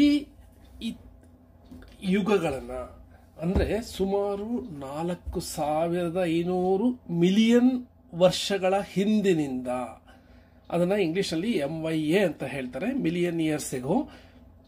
1 ಬಿಲಿಯನ್ ಅಂದರೆ 10 ಲಕ್ಷ, ಅಂದರೆ 4500 ದಶಲಕ್ಷ ವರ್ಷಗಳ ಹಿಂದಿನಿಂದ ಭೂಮಿ ಹೇಗೆ ರೂಪುಗೊಳ್ತು, ಜೀವಿಗಳು ಹೇಗೆ ಹುಟ್ಟಿತು, ಅದು ಹೇಗೆ ಮಾನವ ಕುಲ ಬಂತು, ನಾಗರಿಕತೆ ಬಂತು, ಸಂಸ್ಕೃತಿಗಳು ಬಂತು ಅನ್ನೋದು ವಿವಿಧ ಕಾಲಮಾನಗಳಲ್ಲಿ ಹೇಳಲಾಗಿದೆ. ಇದಕ್ಕೆ 2 ಕಾಲಮಾನಗಳು ಇದೆ ಅಂತ ಹೇಳಬಹುದು. ಒಂದು ಇತಿಹಾಸ ಪೂರ್ವ ಕಾಲಮಾನ, ಮತ್ತೊಂದು ಇತಿಹಾಸ ಕಾಲಮಾನ. ಇತಿಹಾಸ ಕಾಲಮಾನ ಅಂದರೆ ನಮಗೆ ಎಂದಿನಿಂದ ಲಿಖಿತ ದಾಖಲೆಗಳು ಸಿಕ್ಕಿದೆಯಲ್ಲ, ಅಂದಿನಿಂದ ಇತಿಹಾಸ ಕಾಲಮಾನ ಅಂತ ಹೇಳ್ತೀವಿ. ಹಿಸ್ಟಾರಿಕ್ ಪೀರಿಯಡ್ ಅಂತ ಇಂಗ್ಲಿಷಲ್ಲಿ ಹೇಳ್ತಾರೆ. ಕ್ರಿಸ್ತಪೂರ್ವ 3200 ನಂತರ ಬರವಣಿಗೆ ಆರಂಭ ಆಗುತ್ತೆ. ಅಲ್ಲಿಂದ ನಮಗೆ ಇತಿಹಾಸದ ಸ್ಪಷ್ಟ ದಾಖಲೆಗಳು ಲಭ್ಯ ಆಗೋದಕ್ಕೆ ಆರಂಭ ಆಗುತ್ತೆ. ಆದ್ರಿಂದ 4500 ಮಿಲಿಯನ್ ವರ್ಷಗಳ ಹಿಂದಿನಿಂದ ಕ್ರಿಸ್ತಪೂರ್ವ 3200 ವರ್ಷದವರೆಗೆ ಇತಿಹಾಸ ಪೂರ್ವ ಕಾಲಮಾನ, ಪ್ರೀ ಹಿಸ್ಟಾರಿಕ್ ಪೀರಿಯಡ್ ಅಂತ ಹೇಳ್ತಾರೆ. ಕ್ರಿಸ್ತಪೂರ್ವ 3200ರ ನಂತರ ಇತಿಹಾಸ ಕಾಲಮಾನ, ಹಿಸ್ಟಾರಿಕ್ ಪೀರಿಯಡ್ ಅಂತ ಹೇಳ್ತಾರೆ. ಈಗ ವಿವಿಧ ಕಾಲಮಾನಗಳಲ್ಲಿ ಭೂಮಿ ಹೇಗೆ ರೂಪುಗೊಂಡಿತು, ಪ್ರಸ್ತುತ ಸ್ಥಿತಿಗೆ ಹೇಗೆ ಬಂತು ಅಂತ ನೋಡೋದಾದ್ರೆ 4500ರಿಂದ 4000 ಮಿಲಿಯನ್ ಇಯರ್ಸ್ ವರೆಗೆ ಎಗೋ, ಅಂದ್ರೆ ಮಿಲಿಯನ್ ವರ್ಷಗಳವರೆಗೆ ಹೇಡನ್ ಯುಗ ಅಂತ ಕರೀತಾರೆ. ಈ ಹೇಡನ್ ಯುಗದಲ್ಲಿ ಭೂಮಿಯಲ್ಲಿ ನೀರು ರೂಪುಗೊಳ್ಳೋದಕ್ಕೆ ಆರಂಭ ಆಗುತ್ತೆ, ಭೂಮಿ ಗಟ್ಟಿಯಾಗೋದಕ್ಕೆ ಆರಂಭ ಆಗುತ್ತೆ. ನಂತರ 4000ದಿಂದ 2500 ಮಿಲಿಯನ್ ಇಯರ್ಸ್ ಎಗೋವರೆಗೂ ಅರ್ಕೇಯನ್ ಯುಗ ಅಂತ ಹೇಳ್ತಾರೆ. ಅದನ್ನ ನಿರ್ಜೀವ ಯುಗ ಅಂತ ಸಹ ಕರೆಯಲಾಗುತ್ತೆ. ಇಲ್ಲಿ ಭೂಫಲಕಗಳು, ಅರ್ತ್ ಪ್ಲೇಟ್ಸ್ ಅಂತ ನಾವು ಹೇಳ್ತೀವಿ, ಭೂಫಲಕಗಳು, ಭೂಪದರಗಳ ರೂಪುಗೊಳ್ಳುವಿಕೆ ಆರಂಭ ಆಗುತ್ತೆ. ಜೀವಿಗಳ ವಿಕಸನ ಈ ಸಮಯದಲ್ಲಿ ಆಗೋದಕ್ಕೆ ಆರಂಭ ಆಗುತ್ತೆ. ಮತ್ತೆ 2500ರಿಂದ 500 ಮಿಲಿಯನ್ ವರ್ಷಗಳವರೆಗೆ ಪ್ರೊಟೆರೋಜಾಯಿಕ್ ಯುಗ ಅಂತ ಹೇಳ್ತಾರೆ. ಇಲ್ಲಿ ಭೂಮಿ ಮೇಲೆ ಆಕ್ಸಿಡೇಷನ್ ಪ್ರಕ್ರಿಯೆ ಆಗುತ್ತೆ, ಗ್ಲೇಸಿಯೇಷನ್ ಪ್ರಕ್ರಿಯೆ ಆಗುತ್ತೆ, ಬಹು ಸೆಲ್ ಅಂದ್ರೆ ಮಲ್ಟಿ ಸೆಲ್ ಲೈಫ್ ಆರ್ಗನಿಸಮ್ಸ್ ಅಂತ ಏನ್ ಹೇಳ್ತೀವಿ ಆ ತರದ್ದು ಬರೋದಕ್ಕೆ ಆರಂಭ ಆಗುತ್ತೆ. ಉದಾಹರಣೆಗೆ ಸ್ಪಾಂಜ್, ಆಲ್ಗೆ ಮೊದಲಾದ ಜೀವಿಗಳ ವಿಕಸನ ಆಗೋದಕ್ಕೆ ಆರಂಭ ಆಗುತ್ತೆ. ಮತ್ತೆ 500ರಿಂದ 250 ಮಿಲಿಯನ್ ಇಯರ್ಸ್ ಎಗೋವರೆಗೆ ಫಿಲಿಯೋಸಾಯಿಕ್ ಯುಗ ಅಂತ ಹೇಳ್ತೀವಿ. ಇದರಲ್ಲಿ 6 ಉಪಯುಗಗಳಿವೆ. ಈ ಯುಗವನ್ನ ಪ್ರಥಮ ಯುಗ ಅಂತ ಸಹ ಕರಿತೀವಿ. ಈ ಪ್ರಥಮ ಯುಗದಲ್ಲಿ 6 ಉಪಯುಗಗಳಿವೆ. ಅದರಲ್ಲಿ ವೈವಿಧ್ಯಮಯ ಜೀವಿಗಳ ವಿಕಾಸ ಈ ಯುಗದಲ್ಲಿ ಆಗುತ್ತೆ. ಮತ್ತೆ 250ರಿಂದ 66 ಮಿಲಿಯನ್ ಇಯರ್ಸ್ ಎಗೋವರೆಗೆ ಮೆಸೋಸೋಯಿಕ್ ಯುಗ ಅಂತ ಹೇಳ್ತೀವಿ. ಇದನ್ನ ದ್ವಿತೀಯ ಯುಗ ಅಂತ ಹೇಳ್ತಾರೆ. ಇದರಲ್ಲಿ 3 ಉಪಯುಗಗಳಿವೆ. ಈ ಸಮಯದಲ್ಲಿ ಡೈನೋಸರ್ ಕಾಣಿಸಿತ್ತು ಅಂತ ಹೇಳಲಾಗುತ್ತೆ. ಭಾರತದ ನರ್ಮದಾ ಕಣಿವೆ, ಹಿಮಾಲಯಗಳನ್ನ ನಾವು ಈ ಸಮಯದಲ್ಲಿ ರೂಪುಗೊಳ್ತು ಅಂತ ಹೇಳ್ತೀವಿ. 66 ಮಿಲಿಯನ್ ಇಯರ್ಸ್ ಎಗೋ ಇಂದ 2.58 ಮಿಲಿಯನ್ ಇಯರ್ಸ್ ವರೆಗೆ ಕೆನೋಸಾಯಿಕ್ ಯುಗ ಅಂತ ಹೇಳ್ತೀವಿ.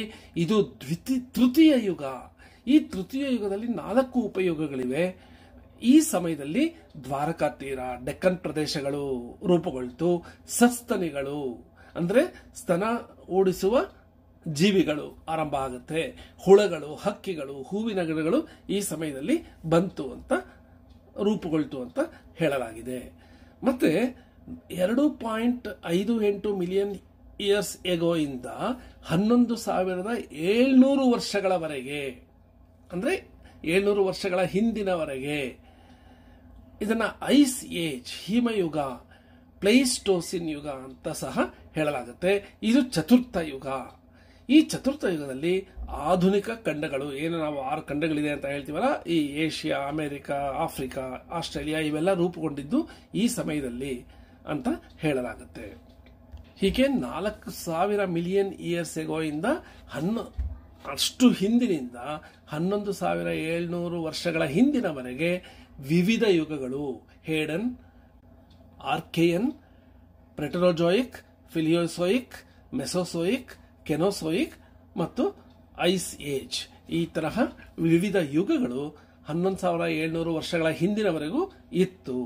ಆರಂಭದಲ್ಲಿ ಹೇಡನ್ ಯುಗ ಮತ್ತೆ ಆರ್ಕೇಯನ್, ಪ್ರೆಟರೋಜಾಯಿಕ್ ಯುಗಗಳಾದ್ಮೇಲೆ ಪ್ರಥಮ ಯುಗ, ದ್ವಿತೀಯ ಯುಗ, ತೃತೀಯ ಯುಗ, ಚತುರ್ಥ ಯುಗಗಳು ಅಂತ ಹೆಸರಿಸಲಾಗಿದೆ. ಈ 11,700 ಮಿಲಿಯನ್ ಇಯರ್ಸ್ ಇಂದ ಇಲ್ಲಿಯವರೆಗೆ ಇದನ್ನ ಹೋಲೋಸಿನ್ ಯುಗ ಅಂತ ಹೇಳ್ತೀವಿ. ಈ ಯುಗದಲ್ಲಿ ಅಭಿವೃದ್ಧಿ, ವಿವಿಧ ರೀತಿಯಲ್ಲಿ ಅಭಿವೃದ್ಧಿಗಳಾಗುತ್ತೆ. ಮಾನವ ವಿವಿಧ ನಾಗರಿಕತೆಗಳನ್ನ ರೂಪಿಸ್ಕೊಳ್ತಾನೆ. ವಿಶ್ವದ ಎಲ್ಲೆಡೆ ಮಾನವ ತನ್ನ ಅಸ್ತಿತ್ವವನ್ನ ತೋರಿಸ್ತಾನೆ. ಇತಿಹಾಸ, ತಾಂತ್ರಿಕತೆ, ನಾಗರಿಕತೆ ಇವೆಲ್ಲವೂ ಕಳೆದ 11,700 ವರ್ಷಗಳಿಂದ ಈಚೆಗೆ ಆಗಿದೆ ಅಂತ ಹೇಳಲಾಗುತ್ತೆ. ಈ ಹೋಲೋಸಿನ್ ಯುಗದಲ್ಲಿ ಕ್ರಿಸ್ತಪೂರ್ವ 15,000ದಿಂದ ಕ್ರಿಸ್ತಪೂರ್ವ 10,000ದವರೆಗೆ ಇದನ್ನ ಕ್ಷುದ್ರ ಶಿಲಾಯುಗ, ಮೆಸೋಲಿಥಿಕ್ ಏಜ್ ಅಂತ ಕರೆಯಲಾಗುತ್ತೆ. ಈ ಸಮಯದಲ್ಲಿ ಯುರೋಪ್ನಲ್ಲಿ, ಮಧ್ಯಪ್ರಾಚ್ಯ ದೇಶಗಳಲ್ಲಿ ವಿವಿಧ ರೀತಿಯ ನಾಗರಿಕತೆ ಸಂಸ್ಕೃತಿಗಳು ಆರಂಭ ಆಗುತ್ತೆ. ಬೇಟೆ ಆರಂಭ ಮಾಡ್ತಾನೆ ಮಾನವ. ಮಡಿಕೆ, ಜವಳಿ, ಉಪಕರಣಗಳನ್ನು ಅಭಿವೃದ್ಧಿಪಡಿಸೋದಕ್ಕೆ ಆರಂಭಿಸ್ತಾನೆ. ಕ್ರಿಸ್ತಪೂರ್ವ 10,200ರಿಂದ ಕ್ರಿಸ್ತಪೂರ್ವ 6,000ದವರೆಗೆ ನಿಯೋಲಿಥಿಕ್ ಯುಗ ಅಂತ ಹೇಳಲಾಗುತ್ತೆ. ಅದನ್ನ ನವಶಿಲಾಯುಗ. ಇಲ್ಲಿ ಆರಂಭಿಕ ತಂತ್ರಜ್ಞಾನಗಳನ್ನ ಅಭಿವೃದ್ಧಿಪಡಿಸೋದಕ್ಕೆ ಆರಂಭ ಮಾಡಲಾಗುತ್ತೆ. ಸಾಮಾಜಿಕ ವ್ಯವಸ್ಥೆ ಈ ಯುಗದಲ್ಲಿ ಆರಂಭ ಆಗುತ್ತೆ.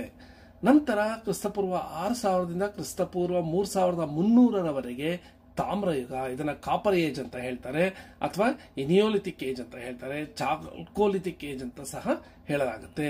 ಇಲ್ಲಿ ಕಲ್ಲಿನ ಜೊತೆ ತಾಮ್ರದ ಆಯುಧಗಳು ಮತ್ತು ಉಪಕರಣಗಳನ್ನ ಮಾನವ ಅಭಿವೃದ್ಧಿಪಡಿಸ್ತಾನೆ, ಕಂಡುಹಿಡಿತಾನೆ.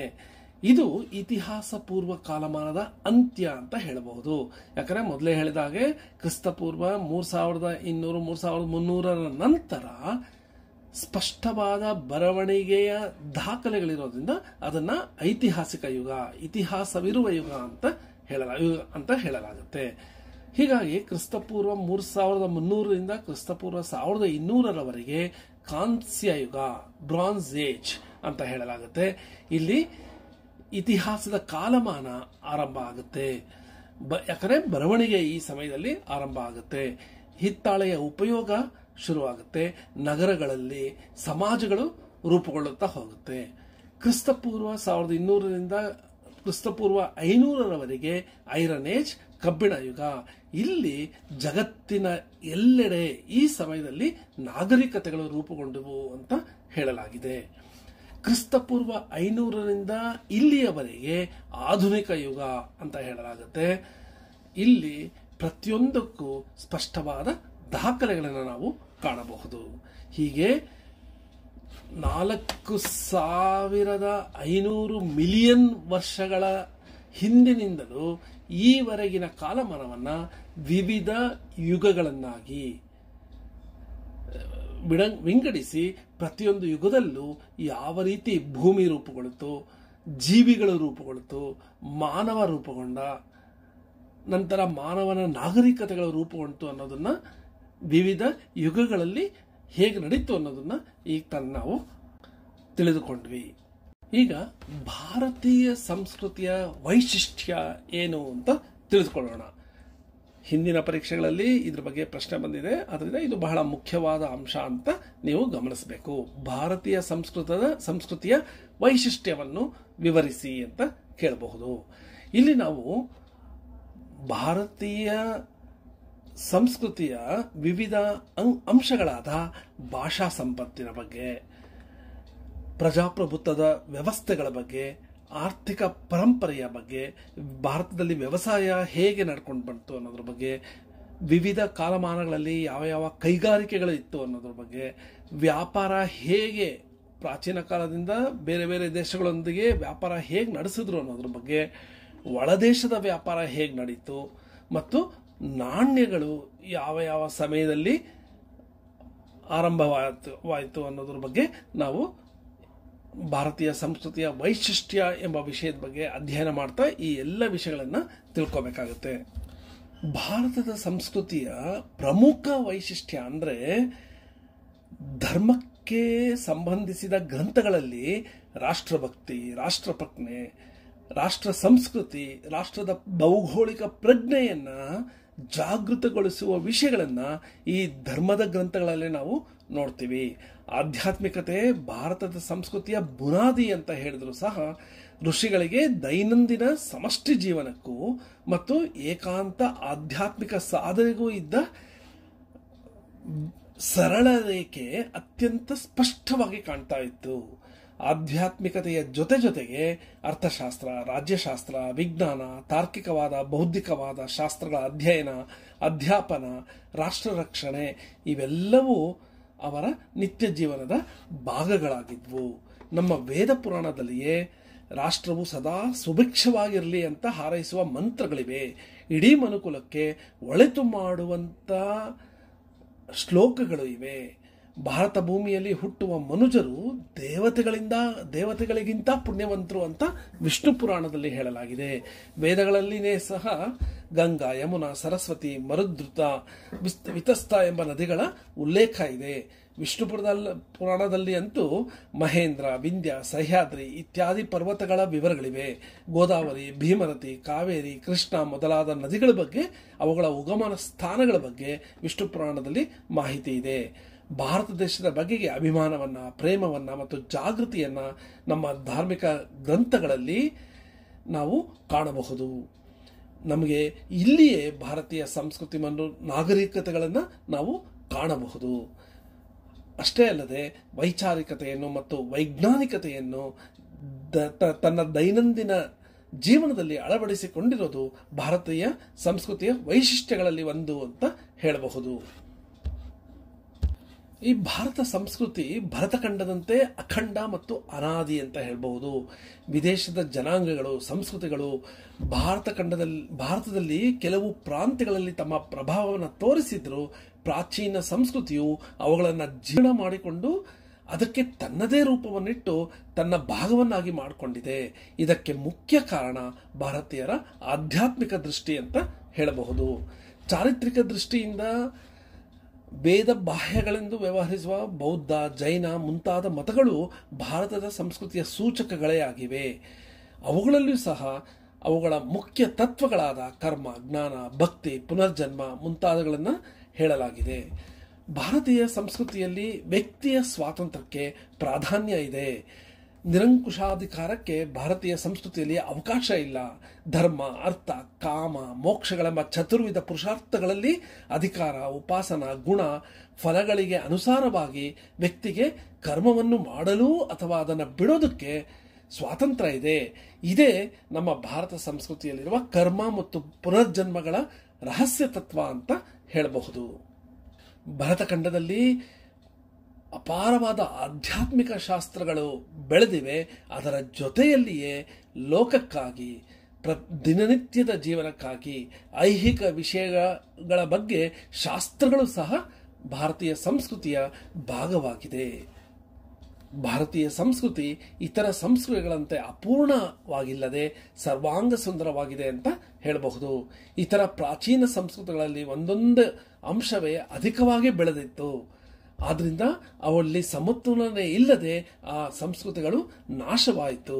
ಆದರೆ ಭಾರತೀಯ ಸಂಸ್ಕೃತಿ ಇಂದಿಗೂ ಸಹ ಸಜೀವವಾಗಿ ವಿಶ್ವವ್ಯಾಪ್ತಿಯನ್ನು ಪಡೆದಿರೋದಕ್ಕೆ ಮುಖ್ಯ ಕಾರಣ ಎಲ್ಲದರಲ್ಲೂ ಸಮತೋಲನತೆ ಇದೆ.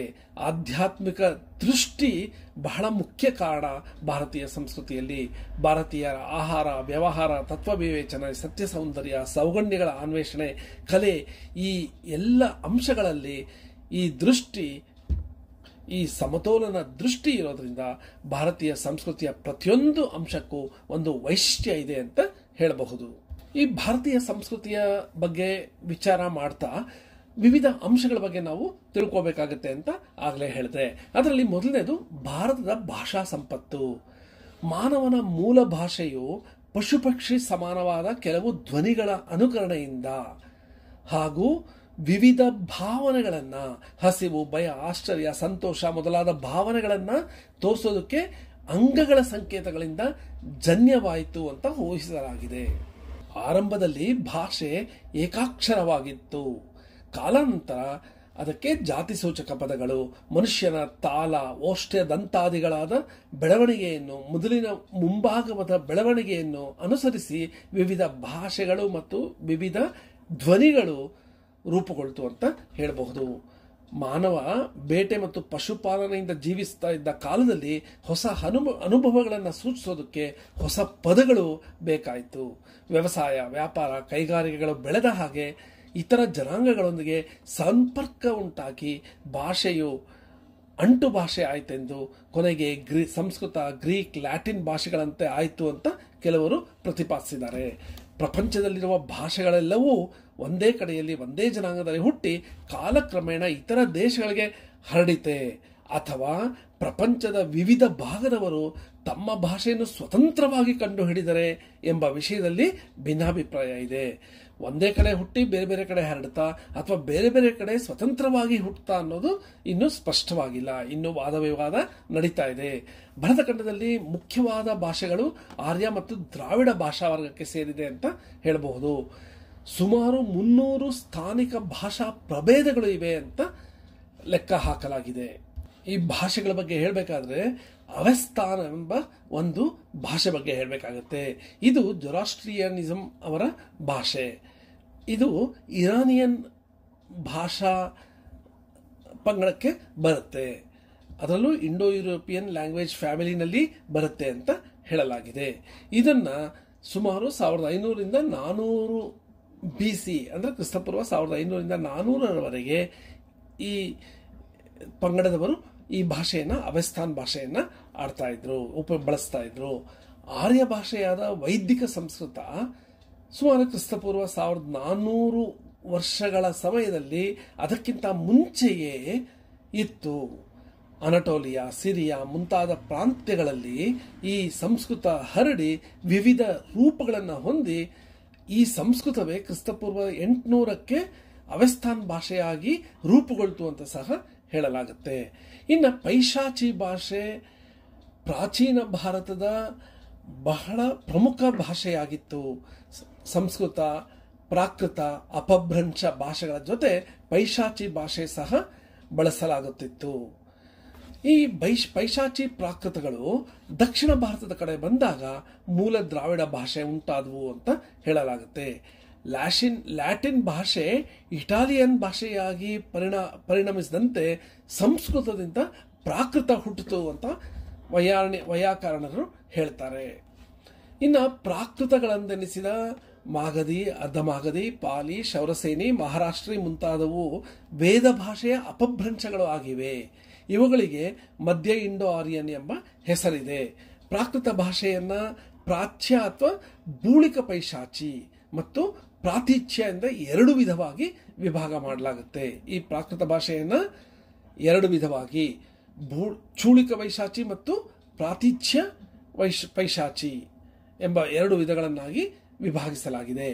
ಪಾಲಿ ಎಂಬ ಭಾಷೆ ಎಂಬ ಹೆಸರನ್ನ ಮಾಗಧಿ ಅಥವಾ ಅರ್ಧಮಾಗಧಿ ಭಾಷೆಗೆ ಕ್ರಿಸ್ತಶಕ 8ನೇ ಶತಮಾನದಲ್ಲಿ ಸಿಂಹಳದ ಬೌದ್ಧ ಭಿಕ್ಷುಗಳು ಈ ಹೆಸರನ್ನ ಕೊಟ್ಟಿದ್ದಾರೆ, ಪಾಲಿ ಎಂಬ ಹೆಸರನ್ನ. ಕೆಲವರು ಪಾಲಿ ಭಾಷೆಯ ತವರು ಮನೆ ಉಜ್ಜಯಿನಿ ಅಥವಾ ತಕ್ಷಶಿಲೆ ಅಂತ ಸಹ ಹೇಳ್ತಾರೆ. ಮತ್ತೆ ಪಿಶಾಚ ಜನಾಂಗವು ವೇದಯುಗಕ್ಕೆ ಮುಂಚೆಯೇ ಕೇಕಯ, ಕುರುಪಾಂಚಾಳ, ಮಗಧ, ಗೌಡ, ನೇಪಾಳದವರೆಗೆ ಪೂರ್ವದಲ್ಲಿ ಹರಡಿತ್ತು. ಮತ್ತೆ ಅದು ದಕ್ಷಿಣದಲ್ಲಿ ಸಿಂಧು, ವಿಂಧ್ಯ, ಮಹಾರಾಷ್ಟ್ರ, ಆಂಧ್ರ, ಕರ್ನಾಟಕ, ದ್ರಾವಿಡ ಪ್ರದೇಶಗಳಿಗೆ ಹರಡಿತ್ತು. ನಂತರ ಈ ಭಾಷೆ ಈ ದಕ್ಷಿಣ ಭಾರತದಲ್ಲಿ ಹರಡಿ ಗೌಡ ಮತ್ತು ದ್ರಾವಿಡಗಳೆಂಬ ಭಾಷಾ ಪ್ರಭೇದಗಳಿಗೆ ಕಾರಣವಾಯಿತು ಅಂತ ಕೆಲವರು ಅಭಿಪ್ರಾಯ ಪಡ್ತಾರೆ. ಈ ಮಧ್ಯೆ ಇಂಡೋ ಆರ್ಯನ್ ಭಾಷೆಗಳಿಂದ ಆಧುನಿಕ ಇಂಡೋ ಆರ್ಯನ್ ಭಾಷೆಗಳು ಎಂದೆನಿಸಿರುವ ಹಿಂದಿ, ಬಂಗಾಲಿ, ಮರಾಠಿ, ಗುಜರಾತಿ, ಔಡ್ರಿ, ನೇಪಾಳಿ, ಕಾಶ್ಮೀರಿ, ಬ್ರಜಭಾಷಾ, ಭೋಜಪುರಿ, ಪಂಜಾಬಿ, ಲಹಂಡಿ, ರಾಜಸ್ಥಾನಿ, ಅಸ್ಸಾಮಿ ಇಂತಹ ಭಾಷೆಗಳು ಹುಟ್ಟಿತು ಇಂಡೋ ಆರ್ಯನ್ ಭಾಷೆಗಳಿಂದ. ಹೀಗೆ ವಿವಿಧ ಭಾಷೆಗಳು ವಿವಿಧ ಮೂಲ ಭಾಷೆಗಳಿಂದ ಹುಟ್ಟಿತು. ಅದರಲ್ಲಿ ಮುಖ್ಯವಾಗಿ ಸಂಸ್ಕೃತ, ಪ್ರಾಕೃತ, ಪೈಶಾಚಿ, ಅಪಭ್ರಂಶದಿಂದ ಬೇರೆ ಬೇರೆ ಭಾಷೆಗಳು ಭಾರತದಲ್ಲಿ ಹುಟ್ಟಿತು ಅಂತ ಹೇಳಬಹುದು. ಇನ್ನು ಮುಂಡಾ, ಮಾನ್ಖ್ಮೇರ್ ಭಾಷೆಗಳು ಇವು ಭರತಖಂಡದ ಮಧ್ಯ ಮತ್ತು ಪೂರ್ವ ಭಾಗಗಳಲ್ಲಿ ಈ ಭಾಷೆಗಳು ಇವೆ ಅಂತ ಹೇಳಬಹುದು. ಇವುಗಳು ಆಸ್ಟ್ರಿಕ್ ಭಾಷಾ ವರ್ಗಕ್ಕೆ ಸೇರಿತ್ತು ಅಂತ ಸ್ಮಿತ್ ಹೇಳಿದ್ದಾರೆ. ಆದರೆ ಹೆವೆಸಿ ಎಂಬುವರು ಈ ಮುಂಡಾ ಅಥವಾ ಕೋಲ್ ಭಾಷೆಗಳಿಗೂ ಫಿನ್ನೋ ಉಗ್ರಿಯನ್ ಭಾಷೆಗೂ ಹತ್ತಿರದ ಸಂಬಂಧ ಇದೆ, ಆದ್ರಿಂದ ಆಸ್ಟ್ರಿಕ್ ಎಂಬ ಪ್ರತ್ಯೇಕ ವರ್ಗ ಇಲ್ಲವೇ ಇಲ್ಲ ಅಂತ ಹೆವೆಸಿ ಹೇಳ್ತಾರೆ. ಈ ಮುಂಡಾ, ಮಾನ್ಖ್ಮೇರ್ ಭಾಷೆಗಳು ಪಾಲಿನೀಷಿಯಾವರೆಗೂ ಹರಡಿತ್ತು. ಅಂದರೆ ಆಸ್ಟ್ರೇಲಿಯಾದ ಉತ್ತರ ಭಾಗದವರೆಗೂ, ಪೂರ್ವೋತ್ತರ ಭಾಗದವರೆಗೂ ಈ ಮುಂಡಾ, ಮಾನ್ಖ್ಮೇರ್ ಭಾಷೆಗಳು ಹರಡಿತ್ತು. ಡಾಕ್ಟರ್ ಸಿಲ್ವೈನ್ ಅವರು ಏನು ಹೇಳ್ತಾರೆ ಅಂದರೆ, ವೇದ ಕಾಲದ ಇಂಡೋ ಆರ್ಯನ್ ಭಾಷೆಗೆ ಆಸ್ಟ್ರಿಕ್ ಭಾಷೆ ತಳೆದಿ ಅಂತ ಸಹ ಊಹಿಸಿದ್ದಾರೆ. ಇನ್ನು ದ್ರಾವಿಡ ಭಾಷೆಗಳ ವಿಷಯಕ್ಕೆ ಬಂದರೆ ದಕ್ಷಿಣ ಭಾರತದ ಪ್ರದೇಶದಲ್ಲಿ ಪ್ರಚಾರದಲ್ಲಿರುವ ದ್ರಾವಿಡ ಭಾಷೆಗಳು ಪ್ರತ್ಯೇಕ ಭಾಷಾ ವರ್ಗಕ್ಕೆ ಸೇರಿದವು ಅಂತ ಕಾಲ್ಡ್ವೆಲ್ ತನ್ನ ಪ್ರತಿಪಾದನೆಯನ್ನು ಮಾಡ್ದ. ಇದಕ್ಕೆ ಮುಖ್ಯ ಆಧಾರ ವ್ಯಾಕರಣ. ದ್ರಾವಿಡ ಭಾಷೆಗಳಲ್ಲಿ ಅರ್ಥಾನುಸಾರಿಯಾಗಿ ಲಿಂಗ ನಿರ್ಣಯ ಮತ್ತು ಸಂಧಿಕ್ರಮ ಇವೆ. ನಾಮಪದಗಳಲ್ಲಿ ಏಕವಚನ ಬಹುವಚನಗಳೆರಡರಲ್ಲೂ ಒಂದೇ ವಿಧವಾದ ವಿಭಕ್ತಿ ಪ್ರತ್ಯಯಗಳು ಸೇರಿವೆ. ಗುಣವಾಚಕಗಳಿಗೆ ತರತಮ ಭಾವವಿಲ್ಲ. ಸಂಬಂಧಾರ್ಥಕ ಸರ್ವನಾಮ ಇಲ್ಲ. ಕರ್ಮಣಿ ಪ್ರಯೋಗ ಇಲ್ಲಿ ವಿಶೇಷವಾಗಿಲ್ಲ. ಕ್ರಿಯೆಗಳಿಗೆ ನಿಷೇಧ ರೂಪವಿದೆ. ಕೃತದ್ಧಿತ ಪ್ರತ್ಯಯಗಳು ಬೇರೆ ಬೇರೆಯಾಗಿವೆ. ಉತ್ತಮ ಪುರುಷದ ಸರ್ವನಾಮಕ್ಕೆ ಇದರಲ್ಲಿರುವುದನ್ನು ಸೇರಿಸಿಕೊಳ್ಳುವ 2 ಬಗೆಯ ವಚನಗಳಿವೆ. ಪ್ರಾಗ್ದ್ರಾವಿಡ ಎಂಬ ಪ್ರತ್ಯೇಕ ಭಾಷೆ ಇತ್ತು ಅಂತಾನು. ಬಹುಶಃ ಇದು ಗೋಂದಿ, ಕುಯಿ, ಕುರಕ್, ಮಾಲ್ತೋ, ಬ್ರಾಹುಯಿ ಎಂಬ ಭಾಷೆಗಳಂತೆ ಇತ್ತು. ಕ್ರಮೇಣ ಇವು ತಮಿಳು, ತೆಲುಗು, ತುಳು, ಕನ್ನಡ, ಮಲಯಾಳ, ತೊದ, ಕೊಡಗ, ಬಡಗ, ಕೋತ ಮೊದಲಾದ ರೂಪಗಳನ್ನು ಹೊಂದಿತ್ತು ಅಂತ ಊಹಿಸಲಾಗಿದೆ. ಮತ್ತೆ ಕೆಲವರು ಏನ್ ಪ್ರತಿಪಾದನೆ ಮಾಡಿದ್ದಾರೆ ಅಂದ್ರೆ, ಸಂಸ್ಕೃತಜನ್ಯವಾದ ಪೈಶಾಚಿ ಮತ್ತು ಪ್ರಾಕೃತಗಳಿಂದ ದ್ರಾವಿಡ ಭಾಷೆಗಳು ಹುಟ್ಟಿವೆ. ಅನಾಗರಿಕರಾದ ಕಾಡು ಜನರ ನೆಗ್ರಿಟೋ ಭಾಷೆಯಿಂದ ಕೆಲವು ಅಂಶಗಳನ್ನು ಪಡೆದುಕೊಂಡು ಈಗಿನ ರೂಪವನ್ನು ಹೊಂದಿದೆ ಅಂತ ಹೇಳಲಾಗಿದೆ. ಕ್ರಿಸ್ತಪೂರ್ವ 3ನೇ ಶತಮಾನದಲ್ಲಿ ಮೈಸೂರಿನ ಉತ್ತರ ಸರಹದ್ದಿನವರೆಗೆ ಪಾಲಿ ಭಾಷೆಯಲ್ಲಿಯೇ ಸಾಮಾನ್ಯ ಜನರು ಅರ್ಥ ಆಗುವಂತೆ ಅಶೋಕ ಶಾಸನಗಳನ್ನು ಹಾಕಿಸಿದ್ದ. ದ್ರಾವಿಡ ಭಾಷೆಯ ಪದಗಳೇ ಈ ಶಾಸನದಲ್ಲಿ ಕಂಡುಬರೋದಿಲ್ಲ. ಆದ್ದರಿಂದ ಅಫ್ಘಾನಿಸ್ತಾನದಿಂದ ಹಳೆ ಮೈಸೂರಿನವರೆಗೆ ಮೌರ್ಯ ಸಾಮ್ರಾಜ್ಯದಲ್ಲಿ ಎಲ್ಲ ಪಾಲಿ ಮತ್ತು ಪ್ರಾಕೃತ ಭಾಷೆಯೇ ರಾಜಕೀಯ ಭಾಷೆಯಷ್ಟೇ ಅಲ್ಲದೆ ಸಾಮಾನ್ಯ ಜನರ ಭಾಷೆಯೂ ಆಗಿತ್ತು ಅಂತ ಹೇಳಬಹುದು. ಅಶೋಕನು ರಾಯಭಾರಿಗಳನ್ನು, ಬೌದ್ಧ ಭಿಕ್ಷುಗಳನ್ನು ಪಾಂಡ್ಯ, ಕೇರಳ, ಚೋಳ, ಸಹ್ಯಪುತ್ರ, ತಾಮ್ರಪರ್ಣಿ ಅಥವಾ ಸಿಂಹಳ ದೇಶಗಳಿಗೆ ಕಳಿಸಿದ್ದ. ಇಲ್ಲಾದರೂ ದ್ರಾವಿಡ ಭಾಷೆಗಳು ಇದ್ವೆ ಅನ್ನೋದಕ್ಕೆ ಆಧಾರಗಳು ಇಲ್ಲ. ಹೀಗಾಗಿ ಮೌರ್ಯರ ಮೊದಲು ಅಂದ್ರೆ ಕ್ರಿಸ್ತಶಕ 1ನೇ ಶತಮಾನಕ್ಕೆ ಹಿಂದೆ ದ್ರಾವಿಡ ಭಾಷೆ ಹೇಗಿತ್ತು ಅಂತ ನಿರ್ಧರಿಸೋದಕ್ಕೆ ಯಾವುದೇ ಆಧಾರ ಸಿಕ್ಕಿಲ್ಲ ಸದ್ಯಕ್ಕೆ. ತಮಿಳಿನ ಸಂಗಮ್ ಸಾಹಿತ್ಯವು ಕ್ರಿಸ್ತಶಕ 2ನೇ ಶತಮಾನದ ನಂತರ ಹುಟ್ಟಿತು ಅಂತ ಹೇಳಲಾಗುತ್ತೆ. ಋಗ್ವೇದದಲ್ಲಿಯೇ ಅಕ್ಷರ ಸಂಖ್ಯೆಗಳ ಉಲ್ಲೇಖ ಇದೆ.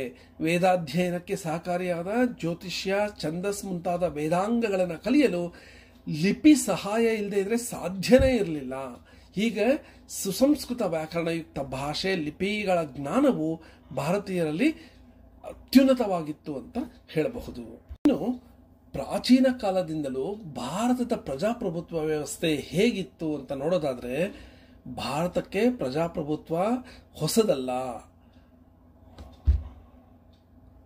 ಕೆಲವರು ಭಾರತದಲ್ಲಿ ಆರಂಭದಿಂದ ನಿರಂಕುಶ ಸಾಮ್ರಾಜ್ಯ ಪದ್ಧತಿ ಇತ್ತು ಅಂತ ಹೇಳಿದ್ರು ಸಹ ವೇದಯುಗದಿಂದಲೂ 18ನೇ ಶತಮಾನದವರೆಗೆ ಸಾಮಾನ್ಯ ಜೀವನಕ್ಕೆ ನಿಕಟ ಸಂಬಂಧ ಹೊಂದಿದ ಗ್ರಾಮ ಪಂಚಾಯಿತಿ, ಸಭಾ, ಸಮಿತಿ, ಮಹಾನಾಡು, ಊರು, ಪರಿಷತ್ತು ಮುಂತಾದ ಪ್ರಜಾಪ್ರಭುತ್ವ ಸಂಸ್ಥೆಗಳು ಕಾಣಬರುತ್ತೆ. ವೇದಯುಗದಲ್ಲೇ ಅರಾಜಕ, ಸ್ವಲ್ಪ ಜನಾಧಿಕಾರ, ಭೌಜ್ಯ, ವೈರಾಜ್ಯ, ಸಾಮ್ರಾಜ್ಯ, ಮಹಾರಾಜ್ಯ, ಸ್ವರಾಜ್ಯ ಪದ್ಧತಿಗಳು, ಚುನಾವಣಾ ರೀತಿಗಳು ಇದ್ದಿತು ಅಂತ ಕಾಣುತ್ತೆ. ವೇದಯುಗದಲ್ಲಿ ರಾಜರು ಕೇವಲ ಸಮಾಜದ ಮುಖಂಡರಾಗಿದ್ದರು. ಯುದ್ಧ ಕಾಲದಲ್ಲಿ ಸೇನಾಧಿಪತಿಗಳಾಗಿಯೂ ವಿವಾದಗಳನ್ನು ಸಮಾಜ ಜ್ಯೇಷ್ಠರ ಸಲಹೆಗಳಿಗೆ ಅನುಸಾರವಾಗಿ ತೀರ್ಮಾನ ಮಾಡುವ ನ್ಯಾಯಾಧೀಶರು ಆಗಿದ್ರು. ಆದರೆ ಅವರು ನಿರಂಕುಶರಾಗಿರಲಿಲ್ಲ. ಬೇರೆಯವರ ಸಲಹೆಗೆ ಅನುಸಾರವಾಗಿ ಕೆಲಸವನ್ನ ಮಾಡ್ತಾ ಇದ್ರು. ಸಭೆಗಳಲ್ಲಿ ಸಂಪೂರ್ಣ ಸ್ವಾತಂತ್ರ್ಯದಿಂದ ಜನರು ಚರ್ಚೆ ಮಾಡ್ತಾ ಇದ್ರು. ಕಾಲಕ್ರಮೇಣ ಭರತ, ಕುರು, ಪಾಂಚಾಲ, ಕಾಶಿ ಮುಂತಾದ ರಾಜವಂಶದವರು ಪ್ರಬಲರಾಗಿ ತಮ್ಮ ರಾಜ್ಯವನ್ನು ವಿಸ್ತರಿಸಿದರು. ರಾಜ ಪದವಿಯು ವಂಶಕ್ರಮವಾಗಿ ಬರಕ್ ಶುರು ಆಯಿತು. ಆದರೂ ಯುವರಾಜ್ಯ ಪಟ್ಟಾಭಿಷೇಕಗಳ ಕಾಲದಲ್ಲಿ ಪುರಜನರ, ಜನಸಾಮಾನ್ಯರ ಸಮ್ಮತಿಯ ಅವಶ್ಯಕತೆ ಇತ್ತು ಅಂತ ಹೇಳಲಾಗುತ್ತೆ. ಅಧರ್ಮಿಯಾದ ರಾಜನನ್ನ ತೆಗೆದು ಸನ್ಮಾರ್ಗ ಪ್ರವರ್ತಕನನ್ನ ಸಿಂಹಾಸನದಲ್ಲಿ ಕುಳಿಸೋದಕ್ಕೆ ಜನರಿಗೆ ಹಕ್ಕು ಇತ್ತು. ರಾಜನು ತನ್ನ ರಾಜ್ಯದ ಭೂಮಿಯನ್ನ ಸ್ವಂತ ಆಸ್ತಿ ಎಂದು ಪರಿಗಣಿಸೋದಕ್ಕೆ ಅವಕಾಶ ಇರಲಿಲ್ಲ. ಆದರೆ ನಂತರದ ದಿನಗಳಲ್ಲಿ ಹೇಳಲಾಗುವ ಚಕ್ರವರ್ತಿಯೇ ಭೂಮಿಗೆಲ್ಲ ಅಧಿಕಾರಿ, ಜನರು ಅವನ ಅನುಮತಿಯಿಂದ ಜೀವಿಸರು ಎಂಬ ತತ್ವ ಇದಕ್ಕೆ ಬ್ರಿಟಿಷರೇ ಮೂಲ ಅಂತ ಹೇಳಬಹುದು. ಪಟ್ಟಾಭಿಷೇಕದ ಕಾಲದಲ್ಲಿ ರಾಜನು ದಶರತ್ನಗಳು ಎಂಬ ಮುಖ್ಯಾಧಿಕಾರಿಗಳ ಅನುಮತಿಯನ್ನು ಪಡೆಯಬೇಕಿತ್ತು.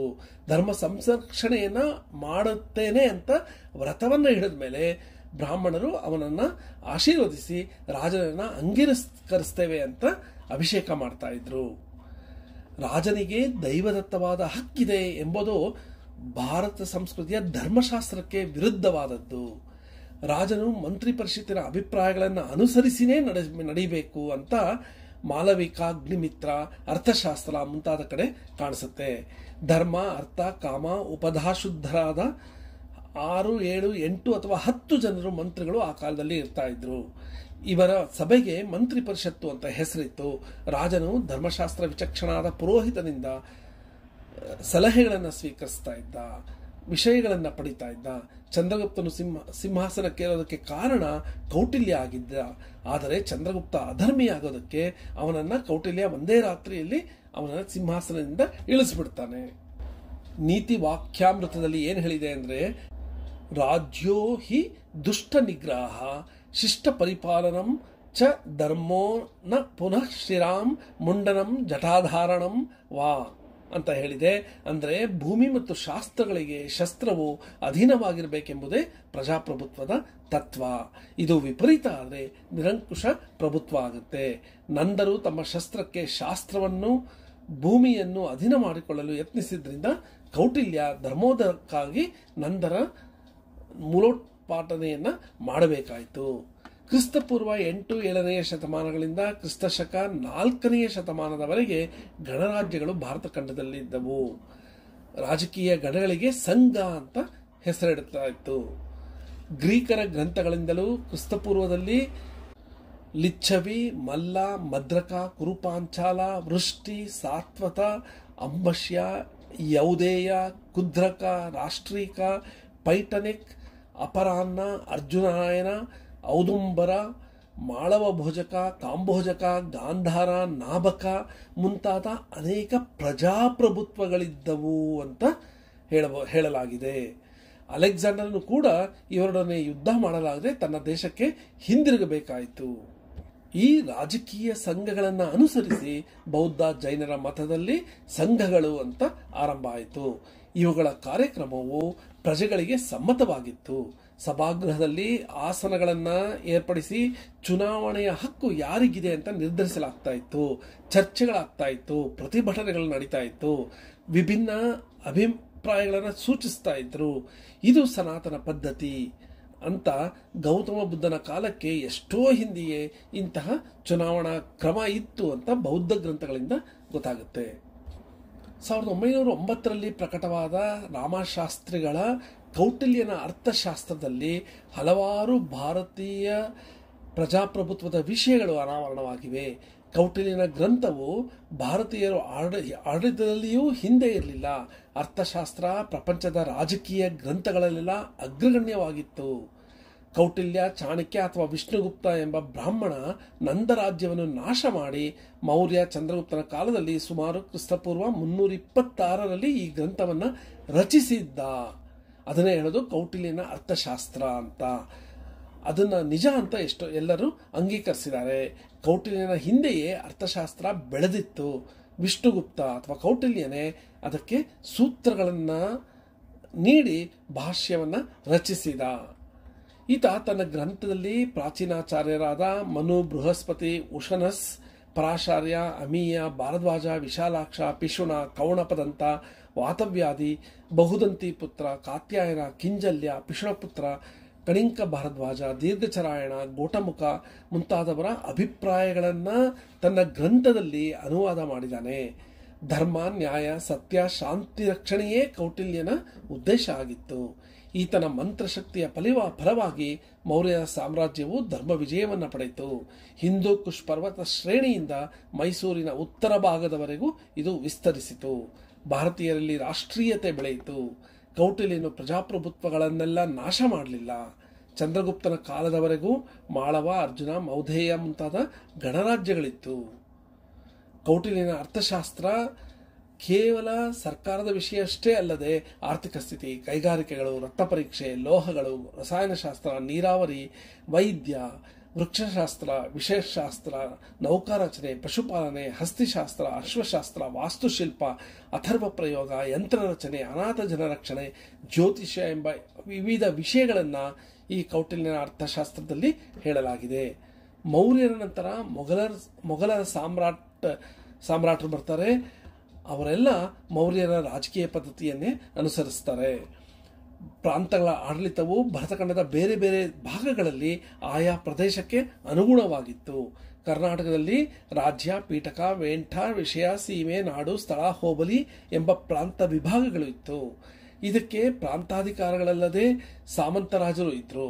ಕಪ್ಪವನ್ನ ನಿಯಮಿತ ಕಾಲದಲ್ಲಿ ಒಪ್ಪಿಸಿಕೊಂಡು ತಮ್ಮ ಪ್ರಾಂತ್ಯಗಳಲ್ಲಿ ಆಗಾಗ ಸಂಚಾರ ಮಾಡಿ ಕಂದಾಯ ವಸೂಲಿ, ವಿವಾದಗಳ ತೀರ್ಮಾನ, ದುರ್ಗ, ಕಡಿ, ಕೋಟೆ, ರಾಜಮಾರ್ಗಗಳ ರಕ್ಷಣೆಯನ್ನ ಮಾಡ್ತಾ ಇದ್ರು. ಭಾರತದ ರಾಜಪ್ರಭುತ್ವದಲ್ಲಿ ಸ್ಥಾನಿಕ ಆಡಳಿತಕ್ಕೆ ಬಹಳ ಪ್ರಾಮುಖ್ಯತೆ ನೀಡಲಾಗ್ತಿತ್ತು. ರಾಜ, ಯುವ ರಾಜ, ಮಂತ್ರಿ, ಪುರೋಹಿತ, ಪ್ರತಿಹಾರ, ಸೇನಾಪತಿ, ಭಂಡಾರಿಕ, ಅಕ್ಷಪಟಲಿಕ, ಬಿಷಣ್, ನೈಮಿತ್ತಿಕ, ಅಂತಃಪುರಿಕ, ದೂತ, ಕರಿತುರಗ, ಪತ್ತನ, ಆಕಾರ ಸ್ಥಾನ, ಗೋಕಾಲಾಧಿಕಾರಿ, ವಿಷಯಪತಿ, ಉಪರಿಕ, ಆಯುಕ್ತಕ ಎಂಬ ವಿವಿಧ ಮಟ್ಟದಲ್ಲಿ ಅಧಿಕಾರಿಗಳು ಇದ್ರು. ಗ್ರಾಮದಲ್ಲಿ 7 ಅಥವಾ 18 ಪಂಚಾಯಿತಿ ಸದಸ್ಯರುಗಳು ಇರ್ತಾ ಇದ್ರು. ದಕ್ಷಿಣ ದೇಶದಲ್ಲಿ ಬಾಲಾಬಲೂತಿ ಎಂಬ ಪದ್ಧತಿ ಇತ್ತು. ಗೌಡ, ಸೇನಬಹುವ, ತೋಟಿ, ತಳಾರಿ ಮುಂತಾದವರು ಪಂಚಾಯಿತಿ ಮೂಲಕ ಅಧಿಕಾರವನ್ನ ನಡೆಸ್ತಾ ಇದ್ರು. ಕಂದಾಯ ವಸೂಲಿ, ವ್ಯಾಜ್ಯ ತೀರ್ಮಾನ, ದಂಡವನ್ನ ವಿಧಿಸೋದು, ಕೆರೆ, ಕಾಲುವೆ, ಹುಲ್ಲುಗಾವಲು, ದೇವಾಲಯ, ಮಠ ಮೊದಲಾದ ಮೇಲ್ವಿಚಾರಣೆ ಕೆಲಸಗಳು ಸಭೆ, ಊರು, ನಾಡು, ಮಹಾನಾಡುಗಳೆಂಬ ಸಂಘಗಳ ಕರ್ತವ್ಯವಾಗಿತ್ತು. ಇನ್ನು ಭಾರತೀಯ ಆರ್ಥಿಕ ಪರಂಪರೆ ಹೇಗಿತ್ತು ಅಂತ ಹೇಳೋದಾದ್ರೆ, ಭರತಖಂಡವು ಪ್ರಾಚೀನ ಕಾಲದಲ್ಲೇ ಅಪಾರ ಸಂಪತ್ತುಳ್ಳ ದೇಶವಾಗಿತ್ತು. ಇಲ್ಲಿನ ಐಶ್ವರ್ಯದ ಕಥೆಗಳನ್ನು ಕೇಳಿ ಶಕ, ಯವನ, ಚೀನಾ, ಹೂಣ, ಅರಬ್ಬಿ, ತರುಷ್ಯ, Afghan, Pathan, Mughal, Portuguese, Dutch, French, English ಜನರು ಬಂದು ನಮ್ಮ ದೇಶಕ್ಕೆ ಬಂದು ವ್ಯಾಪಾರದಿಂದ ನಮ್ಮ ಸಂಪತ್ತನ್ನ ಕೊಳ್ಳೆ ಹೊಡೆದ್ರು, ಸೂರೆ ಮಾಡಲು ಯತ್ನಿಸಿದ್ರು.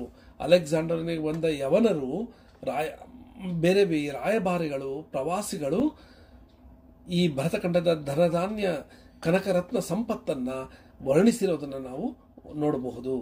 ಇನ್ನು ಭರತಖಂಡದಲ್ಲಿ ವ್ಯವಸಾಯ ಹೇಗಿತ್ತು ಅಂತ ಹೇಳೋದಾದ್ರೆ, ಈಗಿನಂತೆಯೇ ಜನರು ವ್ಯವಸಾಯದಿಂದಲೇ ಜೀವಿಸ್ತಾ ಇದ್ರು. ಪ್ರಮುಖ ಕೆಲಸ ವ್ಯವಸಾಯನೇ ಆಗಿತ್ತು.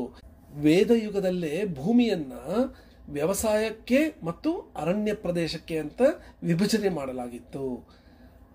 ಈ ವ್ಯವಸಾಯ ಮಾಡುವ ಪ್ರದೇಶವನ್ನ ಕ್ಷೇತ್ರ ಅಥವಾ ವಾಸ್ತು ಅಂತ ಕರಿತಾ ಇದ್ರು. ಇಲ್ಲಿ ಹಲಕ್ಕೆ ಎತ್ತು ಹೂಡಿ ದಾನ, ವೀಹಿ, ಗೋಧೂಮ, ಶಾಲಿ ಎಂಬ ದವಸಗಳನ್ನ ಬೆಳೀತಾ ಇದ್ರು. ಕ್ರಿಸ್ತಪೂರ್ವ 6ನೇ ಶತಮಾನದಲ್ಲಿ 1000 ಕರಿಸ ಅಂದ್ರೆ 8,000 ಎಕರೆ ಪ್ರಮಾಣದ ಹೊಲಗಳಿತ್ತು. ಬೌದ್ಧ ಗ್ರಂಥಗಳಲ್ಲಿ ಶಾಲಿ, ವೀಹಿ, ತಂಡುಲ, ಯವ, ಕಂಗು, ತಿಲ, ಮಾಷ, ಮುದ್ದ, ಏರಂಡ, ಮರೀಚ, ಜೀರಕ, ಶೃಂಗಬೇರ, ತಂಬೂಲ, ನಾಳಿಕೇರ, ಪೂಗ, ಅಲಾಬು, ಕೂಷ್ಮಾಂಡು, ತ್ರಿಪುಷ, ಊರ್ವಾರುಕ ಮುಂತಾದವುಗಳನ್ನು ಬೆಳೀತಾ ಇದ್ರು. ಮೌರ್ಯರ ಕಾಲದಲ್ಲಿ ವ್ಯವಸಾಯ ಹೆಚ್ಚಾಯಿತು. ಸರ್ಕಾರದ ಕಣಜಗಳಿತ್ತು. ಸರ್ಕಾರವು ಮತ್ತು ಅನೇಕ ಧರ್ಮಾತ್ಮರು ನೀರಾವರಿ ಕೆಲಸಕ್ಕಾಗಿ ಕೊಳ, ಅಣೆಕಟ್ಟು, ಕಾಲುವೆ, ಸರೋವರಗಳನ್ನು ನಿರ್ಮಿಸ್ತಾ ಇದ್ರು. ಗಿರಿನಾರ್ ಬಳಿ ಸುದರ್ಶನ ಎಂಬ ಸರೋವರವು ಮೌರ್ಯ ಚಂದ್ರಗುಪ್ತನ ಕಾಲದಿಂದ ಸ್ಕಂದಗುಪ್ತನ ಕಾಲದವರೆಗೆ ಸುಮಾರು 800 ವರ್ಷ ಈ ವ್ಯವಸಾಯಕ್ಕೆ ನೀರನ್ನ ಕೊಡ್ತಾ ಇತ್ತು.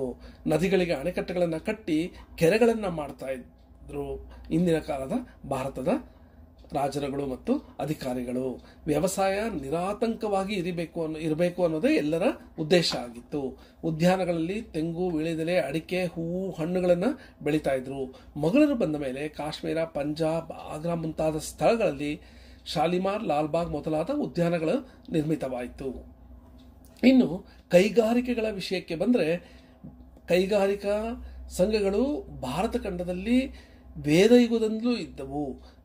ತಂತುವಾಯು, ರಜಕ, ಚಿಪ್ಪಿಗ, ಉಪ್ಪಾಲಿಗ, ಸೋದ, ಲೋಹಕಾರ, ಚರ್ಮಕಾರ, ಕುಂಭಕಾರ, ಗಂಧಕಾರ, ಮಾಲಾಕಾರ, ಸ್ವರ್ಣಕಾರ, ರಥಕಾರ, ವರ್ಧಕಿ, ತಕ್ಷಕ, ತೈಲಕಾರ, ನಲಕಾರ, ವೇಣುಕಾರ ಮುಂತಾದ ಶ್ರೇಣಿಗಳಿತ್ತು ಅಂತ ಶಾಸ್ತ್ರಗಳಲ್ಲಿ ಗೊತ್ತಾಗುತ್ತೆ. ಒಂದೊಂದು ಕಸುಬಿಗೂ ಒಂದೊಂದು ಬೀದಿ ಮೀಸಲಾಗಿತ್ತು.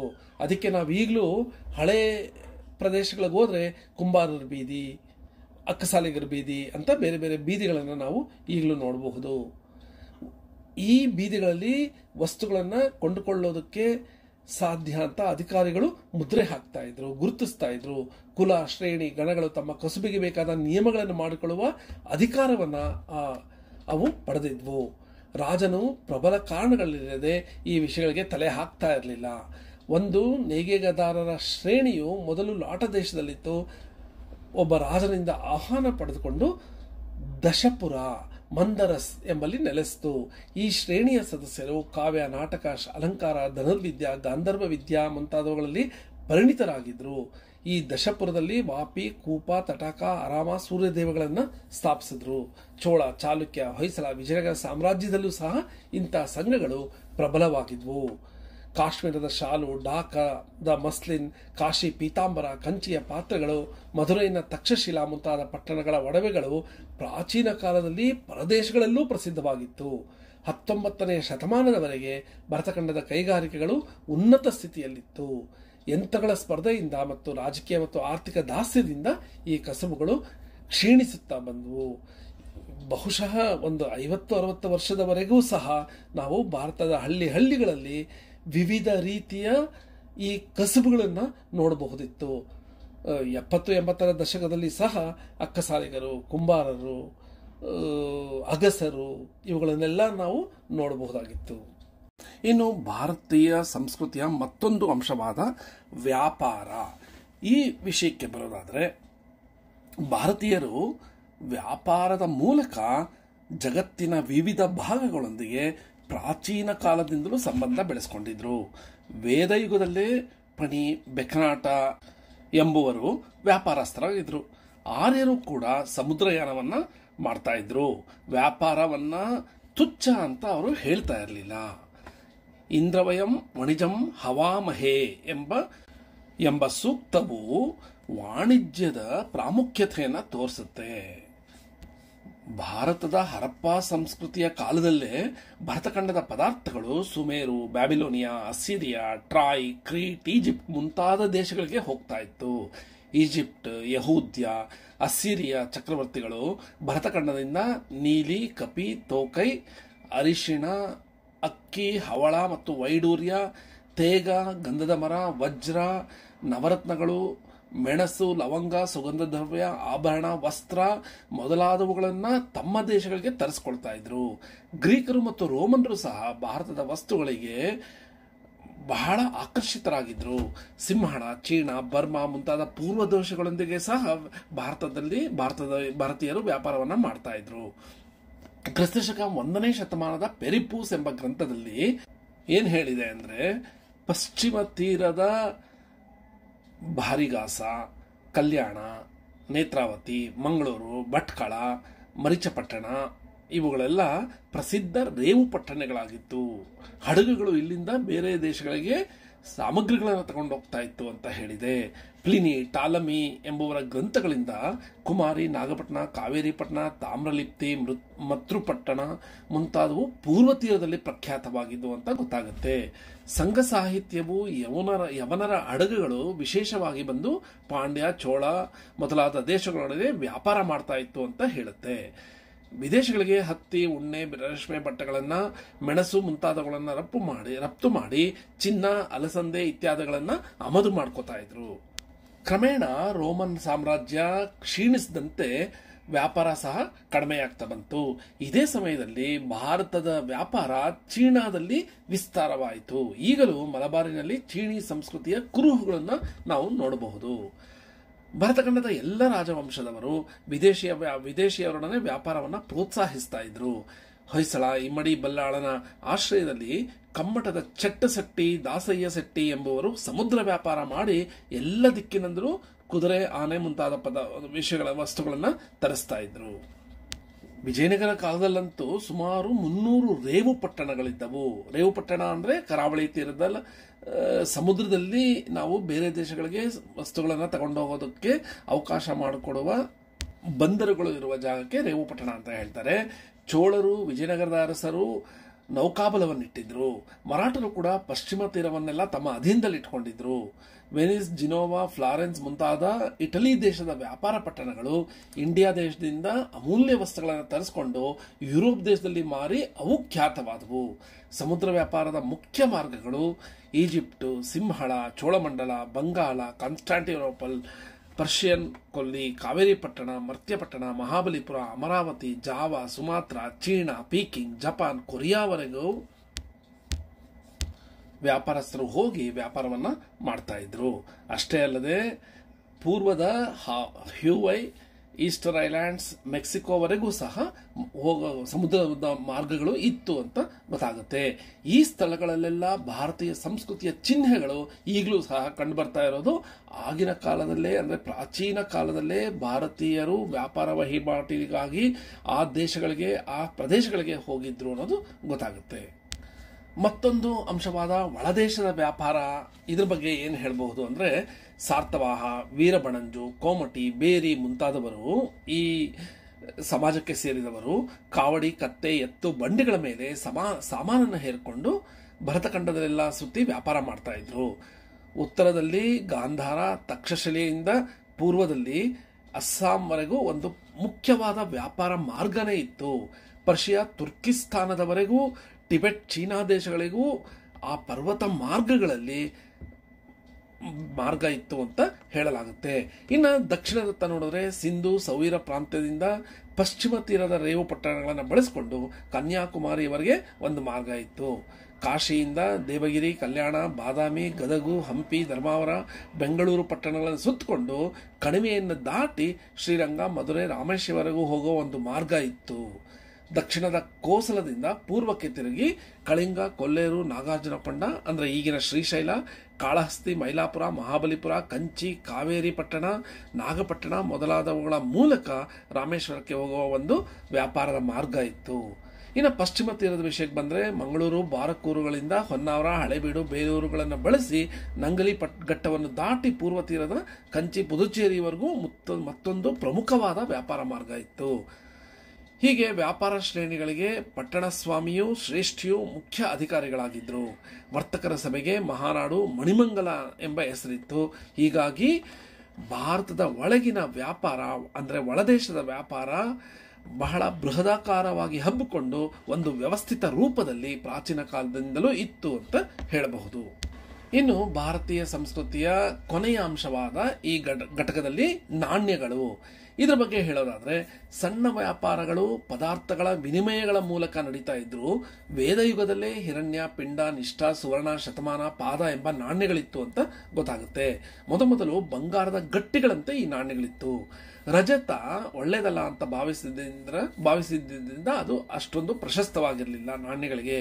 ಕ್ರಿಸ್ತಪೂರ್ವ 8ನೇ ಶತಮಾನದಿಂದ ಬೆಳ್ಳಿಯ ಪುರಾಣ ನಾಣ್ಯಗಳು ಚಲಾವಣೆಯಲ್ಲಿತ್ತು. ಇದನ್ನೆಲ್ಲ ಹೇಳುವ ಪುರಾಣಗಳ ಪ್ರಕಾರ ಬಾಹ್ರಪತ, ಶಿಶುನಾಗ, ನಂದರ ಕಾಲದಲ್ಲೇ ನಾಣ್ಯಕಲೆ ಇದ್ದುದರಿಂದ ಈ ನಾಣ್ಯಕಲೆ ಯವನರಿಂದ ಬಂದುದಲ್ಲ. ತಕ್ಷಶಿಲೆಯ ತಾಮ್ರ ನಾಣ್ಯಗಳನ್ನು ಪಾಲಿಯೋನ್, ಅಗೆಥೋಕ್ಲಿಸ್ ಎಂಬ ಯವನ ರಾಜರು ಅನುಕರಿಸಿದ್ರು. ಬಾಹೃತ್, ಬುದ್ಧಗಯ, ಸಾಂಚಿ ಶಿಲ್ಪಗಳಲ್ಲಿ ಚಚ್ಚೌಕವಾದ ನಾಣ್ಯಗಳು ಚಿತ್ರಿತವಾಗಿರೋದನ್ನು ನಾವು ನೋಡಬಹುದು. ಇದು ಕ್ರಿಸ್ತಪೂರ್ವ 200ರಿಂದ 180 ಕಾಲಮಾನಕ್ಕೆ ಹೊಂದಿಕೆಯಾಗಿದೆ. ಇನ್ನು ಪುರಾಣ ನಾಣ್ಯಗಳನ್ನು 5 ವಿಧವಾಗಿ ವಿಭಾಗಿಸಬಹುದು. ಮೊದಲನೆಯದು ದಪ್ಪವಾದ ಬಗ್ಗಿಸಿದ ಬೆಳ್ಳಿ ಗಟ್ಟಿಗಳು. ಎರಡನೆಯದು ಚಿಕ್ಕದಾದ ಚತುರಸ್ರಾಕಾರದ ನಾಣ್ಯಗಳು. ಮಧ್ಯ ಪ್ರಾಂತದಲ್ಲಿ ಇವು ಇತ್ತು. ಮೂರನೆಯದು ಪಂಜಾಬ್, ಮಥುರಾ ಪ್ರಾಂತಗಳಲ್ಲಿ ಸಿಕ್ಕುವ ಒರಟಾದ ಒಂದು ಕಡೆ ಮಾತ್ರ ಪರ್ವತ, ಸೂರ್ಯ, ಸ್ವಸ್ತಿಕ ಚಿಹ್ನೆಗಳುಳ್ಳ ಅರ್ಧ ಕಾರ್ಷಾಣಪಣಗಳು ಅಂತ ಹೇಳಲಾಗುತ್ತೆ. ಇನ್ನು ನಾಲ್ಕನೆಯದು ದಪ್ಪವಾಗಿ ಎರಕ ಹೊಯ್ದ ಒಂದು ಕಡೆ ಮಾತ್ರ ಮುದ್ರಿತವಾದ ಕಾರ್ಷಾಪಣಗಳು. ಪಣ ಅಂದರೆ ಹಣ. ಮತ್ತು ಕಳಿಂಜಗಳು ಸತಾರ ಪ್ರಾಂತದಲ್ಲಿ ಇವಾಗ ಸಿಕ್ಕಿವೆ. ಐದನೆಯದು ದಕ್ಷಿಣ ದೇಶದಲ್ಲಿ ಕಂಡುಬರುವ ನಂದಿ, ನಂದಿಪದ, ಅರ್ಧಚಂದ್ರ ಮುಂತಾದ ಚಿಹ್ನೆಗಳುಳ್ಳುವ ನಾಣ್ಯಗಳು. ನಾಣ್ಯಗಳ ಮೇಲೆ ಅಕ್ಷರಗಳು, ರಾಜನ ಅಥವಾ ದೇವತೆಯ ವಿಗ್ರಹಗಳು ಕ್ರಿಸ್ತಪೂರ್ವ 3ನೇ ಶತಮಾನದ ಈಚೆಗೆ ಪ್ರಚಾರಕ್ಕೆ ಬಂದಂತೆ ಕಾಣುತ್ತೆ. ಗಣರಾಜ್ಯಗಳಾದ ಅರ್ಜುನಾಯನ, ಮಾಳವ, ಪಾಂಚಾಲ, ಅಯೋಧ್ಯ, ಮಗಧ, ಮಥುರಾ, ತಕ್ಷಶಿಲಾ ರಾಜರು ಸಹ ಇಂತಹ ನಾಣ್ಯಗಳನ್ನು ಚಲಾವಣೆಗೆ ತಂದಿದ್ರು. ಕ್ರಿಸ್ತಪೂರ್ವ 2ನೇ ಶತಮಾನದಿಂದ ವಾಯುವ್ಯ ಭಾಗಗಳಲ್ಲಿ ಇಂಡೋ ಗ್ರೀಕ್, ಇಂಡೋ ಬ್ಯಾಕ್ಷಿಯನ್ ಇಂಡೋ ಪಾರ್ಥಿಯನ್ ರಾಜರು ಎರಕ ಹೊಯ್ದ ಎರಡೂ ಕಡೆಗಳಲ್ಲೂ ಸುಲಕ್ಷಣವಾದ ವಿಗ್ರಹಗಳನ್ನು ವಿವಿಧ ಎರಡೂ ಭಾಷೆಗಳಲ್ಲಿ ಎರಡೂ ಲಿಪಿಗಳಲ್ಲಿ ರಾಜರ ಹೆಸರುಗಳನ್ನು ಹೊಂದಿದ ನಾಣ್ಯಗಳನ್ನು ಈ ಕಾಲದಲ್ಲಿ ಆ ರಾಜರುಗಳು ಮಾಡಿಸಿದ್ರು. ಬೆಳ್ಳಿ ಮತ್ತು ತಾಮ್ರದ ಕಾರ್ಷಾಪಣ, ಪಣ, ಅರ್ಧಪಣ, ಕಾಣಿ, ಕಾಸು, ದುಡ್ಡು, ಬೇಳೆ ಮುಂತಾದವು ದೇಶದ ವಿವಿಧ ಭಾಗಗಳಲ್ಲಿ ಬಳಕೆಯಲ್ಲಿತ್ತು. ಹೀಗೆ ಭಾರತೀಯ ಸಂಸ್ಕೃತಿಯ ವೈಶಿಷ್ಟ್ಯವನ್ನು ನಾವು ವಿವಿಧ ಅಂಶಗಳ ಮೂಲಕ ವಿವರಿಸಬೇಕಾಗತ್ತೆ. ಮೊದಲನೇದು ಭಾರತದ ಭಾಷಾ ಸಂಪತ್ತು, ಎರಡನೇದು ಪ್ರಜಾಪ್ರಭುತ್ವ ವ್ಯವಸ್ಥೆ, ಮೂರನೆಯದು ಭಾರತೀಯ ಆರ್ಥಿಕ ಪರಂಪರೆ, ನಾಲ್ಕನೇದು ವ್ಯವಸಾಯ, ಐದನೇದು ಕೈಗಾರಿಕೆಗಳು, ಆರನೆಯದು ವ್ಯಾಪಾರ, ಏಳನೆಯದು ಒಳದೇಶದ ವ್ಯಾಪಾರ ಮತ್ತು ಎಂಟನೆಯದು ನಾಣ್ಯಗಳು. ಈ 8 ಅಂಶಗಳನ್ನು ಭಾರತೀಯ ಸಂಸ್ಕೃತಿಯ ವೈಶಿಷ್ಟ್ಯವನ್ನು ವಿವರಿಸಿ ಅಂತ ಹೇಳಿದ್ರೆ ನಾವು ಬರೀಬೇಕಾಗತ್ತೆ. ಈ ಘಟಕದಲ್ಲಿ ಸಂಸ್ಕೃತಿ ಮತ್ತು ನಾಗರಿಕತೆಗಳ ಬಗ್ಗೆ ನಾವು ತಿಳ್ಕೊಂಡ್ವಿ. ಮೊದಲನೇದಾಗಿ ನಾಗರಿಕತೆಯ ಸ್ವರೂಪ ಹೇಗಿರುತ್ತೆ ಅಂತ ನೋಡಿದ್ವಿ. ಹೇಗೆ ಪ್ರಾಚೀನ ಕಾಲದಿಂದ ಈಗಿನವರೆಗೆ ನಾಗರಿಕತೆ ಬದಲಾವಣೆಗೊಂಡಿದೆ ಅಂತ ತಿಳ್ಕೊಂಡ್ವಿ. ನಂತರ ಪಾಶ್ಚಾತ್ಯ ನಾಗರಿಕತೆ ಮತ್ತು ಸಂಸ್ಕೃತಿಯ ಬಗ್ಗೆ ತಿಳ್ಕೊಂಡ್ವಿ. ಅದರಲ್ಲಿ 4500 ಮಿಲಿಯನ್ ವರ್ಷಗಳ ಹಿಂದಿನಿಂದ ಈಗಿನವರೆಗೆ ಹೇಗೆ ವಿವಿಧ ಕಾಲಮಾನಗಳಿಗೆ ಬೇರೆ ಬೇರೆ ಹೆಸರುಗಳನ್ನು ಕೊಟ್ಟು ಬೇರೆ ಬೇರೆ ಯುಗಗಳನ್ನಾಗಿ ಕರೆದು ಯಾವ ಯಾವ ಯುಗಗಳಲ್ಲಿ ಹೇಗಿತ್ತು ಭಾರತ ದೇಶ ಅಥವಾ ಭೂಪ್ರದೇಶ ಅಥವಾ ಭೂಮಿ ಅಂತ ಹೇಳಿದ್ವಿ. ನಂತರ ಭಾರತೀಯ ಸಂಸ್ಕೃತಿಯ ವೈಶಿಷ್ಟ್ಯದ ವಿವಿಧ ಅಂಶಗಳನ್ನು ನಾವು ಈ ಘಟಕದಲ್ಲಿ ಅಧ್ಯಯನ ಮಾಡಿದ್ವಿ. ಇಲ್ಲಿಗೆ ಈ ಘಟಕದ ಎಲ್ಲ ಅಂಶಗಳನ್ನು ಈ ವಿಡಿಯೋದಲ್ಲಿ ವಿವರಿಸಲಾಗಿದೆ. ನಿಮಗೆ ಅರ್ಥ ಆಗಿದೆ ಅನ್ಸಿದ್ರೆ, ಈ ವಿಡಿಯೋ ನಿಮಗೆ ಉಪಯೋಗ ಆಯಿತು ಅನ್ಸಿದ್ರೆ ಈ ವಿಡಿಯೋ ಕೆಳಗಿರುವ ಕಾಮೆಂಟ್ ಬಾಕ್ಸ್ನಲ್ಲಿ ನಿಮ್ಮ ಅನಿಸಿಕೆಯನ್ನು ತಿಳಿಸಿ. ಧನ್ಯವಾದ, ನಮಸ್ಕಾರಗಳು.